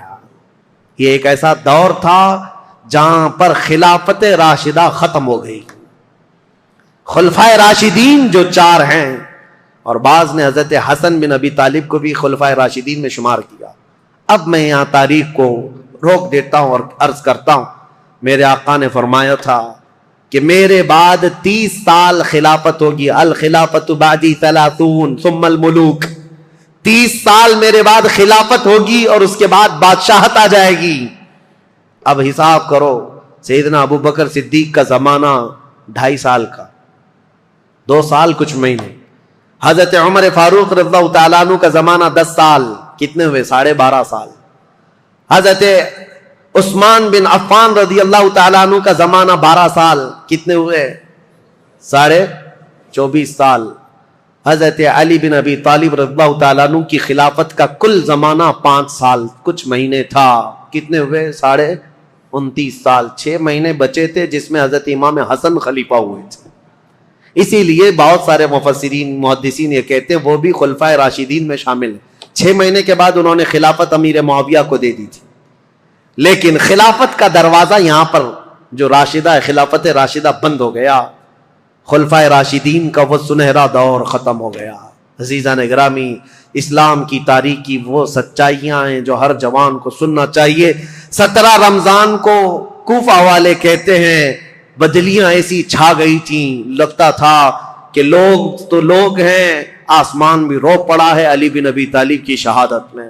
حضرت علی کرم اللہ وجہ الکریم کا جسد خاکی لایا گیا. امام حسن نے نماز جنازہ پڑھائی، امام حسین نے غسل دیا تھا، اور آپ کو کوفہ شہر کے اسی مسجد کے کنارے دفن کیا گیا تھا. بعض روایات میں ہے آپ کے جسد مبارکہ کو لوگوں سے چھپا کر کے رکھا گیا تھا، کیونکہ خارجی جو جماعت تھی وہ اتنے شدید قسم کی نفرت کر رہے تھے کہ کہیں قبر کو اندھیرے میں کھود کر توہین نہ کریں، بے حرمتی نہ کریں. مولا کائنات علی مرتضیٰ رضی اللہ تعالیٰ عنہ کی قبر مبارکہ کو چھپایا گیا تھا. لیکن بہت ساری روایتیں بتاتی ہیں مقام نجف اشرف جو کوفہ کا حصہ تھا جہاں مولا علی کو دفن کیا گیا، آج بھی امیر المومنین کا دروازہ بڑی شان کے ساتھ کھلا نظر آتا ہے. اور ان کی تربت انور پر جب جھنڈا لہراتا ہے تو میرے عزیزوں، کئی مرتبہ نجف جانے کا موقع ملا، کئی مرتبہ عراق گیا. جب بھی اس لہراتے ہوئے جھنڈے کو دیکھتا ہوں تو خیبر یاد آ جاتا ہے. مولا کائنات کی وہ تلوار کی شکلیں لٹکائی گئی ہیں. اگرچہ شیعہ لوگوں کی وہاں پر حکومت ہے، لیکن حیدر کرار کے دربار میں جاتے ہیں تو دل ہچکونے لینے لگتا ہے اور بدن میں کپ کپی آتی ہے. اس دربار میں آئے ہیں جس نے خیبر کے پھاٹک کو ایک ہاتھ سے اکھاڑ کر پھینکا تھا، جس نے اسلام کی تاریخ میں ایک نیا دروازہ کھولا تھا، جس کو رسول اللہ نے اپنی وفات کے وقت تک پسند کیا تھا. آپ کو پتا ہے پیدا ہوئے علی، حضرت علی جس دن پیدا ہوئے رسول اللہ نے اپنا لعاب پاک ان کو چٹایا تھا. روایات یہ ہے حضرت علی نے آنکھیں کھولی نہیں تھی، سب سے پہلے آنکھیں کھولی تو دیکھا تو چہرے رسول کو دیکھا تھا. رسول کریم صلی اللہ تعالی علیہ وسلم کے گھر میں پرورش پائے، اپنے باپ کے گھر میں نہیں، رسول اللہ کے گھر میں. جب رسول اللہ نے اسلام کی دعوت دی، سب سے پہلے اسلام لانے والے علی بن ابی طالب تھے. جنگوں میں ہر جگہ شریک، بدر میں بڑھ کر مقابلہ کرنے والے. احد میں حضرت علی کے جسم پر 18 زخم ایسے تھے جن ہر زخم سے خون رستا تھا. صحابہ کہتے ہیں ہم کہتے تھے علی کو کہ زخموں کی پٹی کر لو، لیکن وہ دوڑے جاتے تھے کہ میں رسول اللہ کو دیکھ لوں. میدان جنگ میں اس طرح ثابت قدم رہنے والے. ایک مرتبہ لوگوں نے کہا حضرت علی ان کے پنڈلی میں ایک تیر ایسا چبھ گیا تھا کہ نکالتے تو گوشت نکل آ جاتا تھا، آپ نکالنے نہیں دے رہے تھے. لوگوں نے کہا علی بن ابی طالب کی اس پنڈلی سے تیر اس وقت نکالو جب یہ نماز پڑھنے کے لیے چلے جائیں، اس لیے کہ نماز میں ایسے ماہ ہو جاتے تھے دنیا و ما فیہا سے بے خبر، دنیا میں ہو کیا رہا ہے، کیونکہ وہ اپنے خالق کائنات کے رب کے حضور سجدہ کرتے. جو لوگوں نے یہ کہا حضرت علی جیسی نماز کے لیے رکعت باندھے، ان کی پنڈلی سے یہ تیر کھینچ کر نکالا گیا، اس تیر کے ساتھ گوشت بھی نکل کر کے آ گیا، لیکن ان کی نماز نہیں ٹوٹی، نماز مکمل کیا۔ سلام پھیرنے کے بعد لوگوں سے پوچھا کس نے میری پنڈلی سے تیر نکالا اور کس وقت نکالا، مجھے تو خبر ہی نہ ہوئی۔ وہ حیدر کرار کی نماز تھی۔ رسول اللہ کے ساتھ ہر گھڑی رہنے والے حضور صلی اللہ تعالی علیہ وسلم نے اپنی عزیز لخت جگر فاطمہ الزہرا کے لیے کسی کو منتخب کیا تھا، وہ علی بن ابی طالب کو منتخب کیا تھا۔ اور یہ بات بھی بتا دوں، رسول اللہ نے اپنے جانے کے وقت جن لوگوں کا نام فرمایا تھا کہ میں ان لوگوں سے راضی ہوں، وہ کون لوگ تھے جن کے ناموں میں حضرت علی کا نام تھا؟ حضور نے فرمایا میں ان سے راضی ہوں۔ وفات کے وقت بھی رسول اللہ ان سے راضی تھے، اور حضور صلی اللہ تعالی علیہ وسلم کے پردہ کرنے کے بعد جو سعادت حاصل ہوئی حضرت علی کو، حضور صلی اللہ تعالی علیہ وسلم کا کفن حضرت علی نے باندھا تھا، تجہیز و تکفین آپ نے فرمائی تھی، اور رسول کریم صلی اللہ تعالی علیہ وسلم کو آخری مرتبہ قبر انور میں جو اتارا گیا ہے، اس قبر میں اترنے والے بھی علی بن ابی طالب تھے۔ یہ فضائل، یہ کمالات بے شمار ہیں۔ مولا علی کرم اللہ وجہہ الکریم ان سارے فضائل و کمالات کو لے کر 17 رمضان المبارکہ کو یہ سورج غروب ہو گیا اور دنیا میں اندھیرا چھا گیا، فتنوں کا ایک نیا دور کھلا، اور پھر ایسے فتنے کہ آج تک تھم نہ سکے اور قیامت تک رک نہ سکیں گے۔ مولا علی شیر خدا، ان کی تربت پر کروڑوں سلام، ان کی تربت انور پر لاکھوں انوار و تجلیات رب کی اترے۔ عزیزان گرامی وقار، بات صرف اتنی کہوں گا، یہ چاروں خلفائے راشدین ہر ایک کا اپنے دور میں ایک ایک کمال ہے، اور ایسا کمال ہے کہ یہ چاروں خلفائے راشدین کی تاریخ اگر میں ایک جملے میں عرض کروں تو بات صرف اتنی ہے، اسلام تیری نبض نہ ڈوبے گی حشر تک، اسلام تیری نبض نہ ڈوبے گی حشر تک، تیری رگوں میں رواں خون ہے 4 یار کا، تیری رگوں میں رواں خون ہے 4 یار کا۔ اسلام کی یہ سرسبز و شادابی جو آج دیکھتے ہیں، یہ رسول اللہ کے ان خلفائے راشدین کا خون ہے، ان کی محنتیں ہیں، ان کا کردار ہے، اور آج بھی دنیا یہ خلفاء کی مثال لانے سے عاجز ہے۔ بڑے بڑے بادشاہ آئے ہوں گے، لیڈر آئے ہوں گے، حکمران آئے ہوں گے، لیکن میرے مصطفیٰ کی یہ 4 غلام کوئی لا کر کے دکھا دے، وہ کوئی دنیا اس طرح کے غلام لا نہ سکے گی۔ حیدر کرار جو ٹوٹی چٹائی پر بیٹھ کر لوہے محفوظ کا مطالعہ کرتے ہوں، رسول اللہ صلی اللہ تعالی علیہ وسلم کے ان غلاموں کی تربت پر مولا کروڑوں رحمت نازل فرما۔ اخیر میں دعا ہے مولا تاریخ اسلام کی یہ سچائیاں پوری کائنات میں موجود ہر مسلمان نوجوان کے سینے میں جاگزیں فرما دے۔ اے اللہ، ہم تیرے دربار میں صدیق اکبر کی صداقت کا صدقہ مانگتے ہیں، فاروق اعظم کی عدالت کا حصہ مانگتے ہیں، عثمان غنی کی سخاوت کا جز مانگتے ہیں، مولا حیدر کرار کی شجاعت کا ٹکڑا مانگتے ہیں۔ مولا ان خلفائے راشدین کے کچھ حصے صدقے میں ہمیں عطا فرما، اور قیامت تک آنے والی ہماری نسلوں کو ان صحابہ کی غلامی میں زندگی عطا فرما۔ رسول اللہ صلی اللہ علیہ وسلم کے قدموں میں زندگی عطا کر اور ان کے جلوں میں موت عطا فرما۔ مولا جب قیامت کے دن اٹھائے تو بدکاروں کے ساتھ نہ ہو، مولا ہمارا حشر رسول اللہ کے ان صحابہ کے ساتھ عطا فرما۔ وآخر دعوانا الحمدللہ رب العالمین۔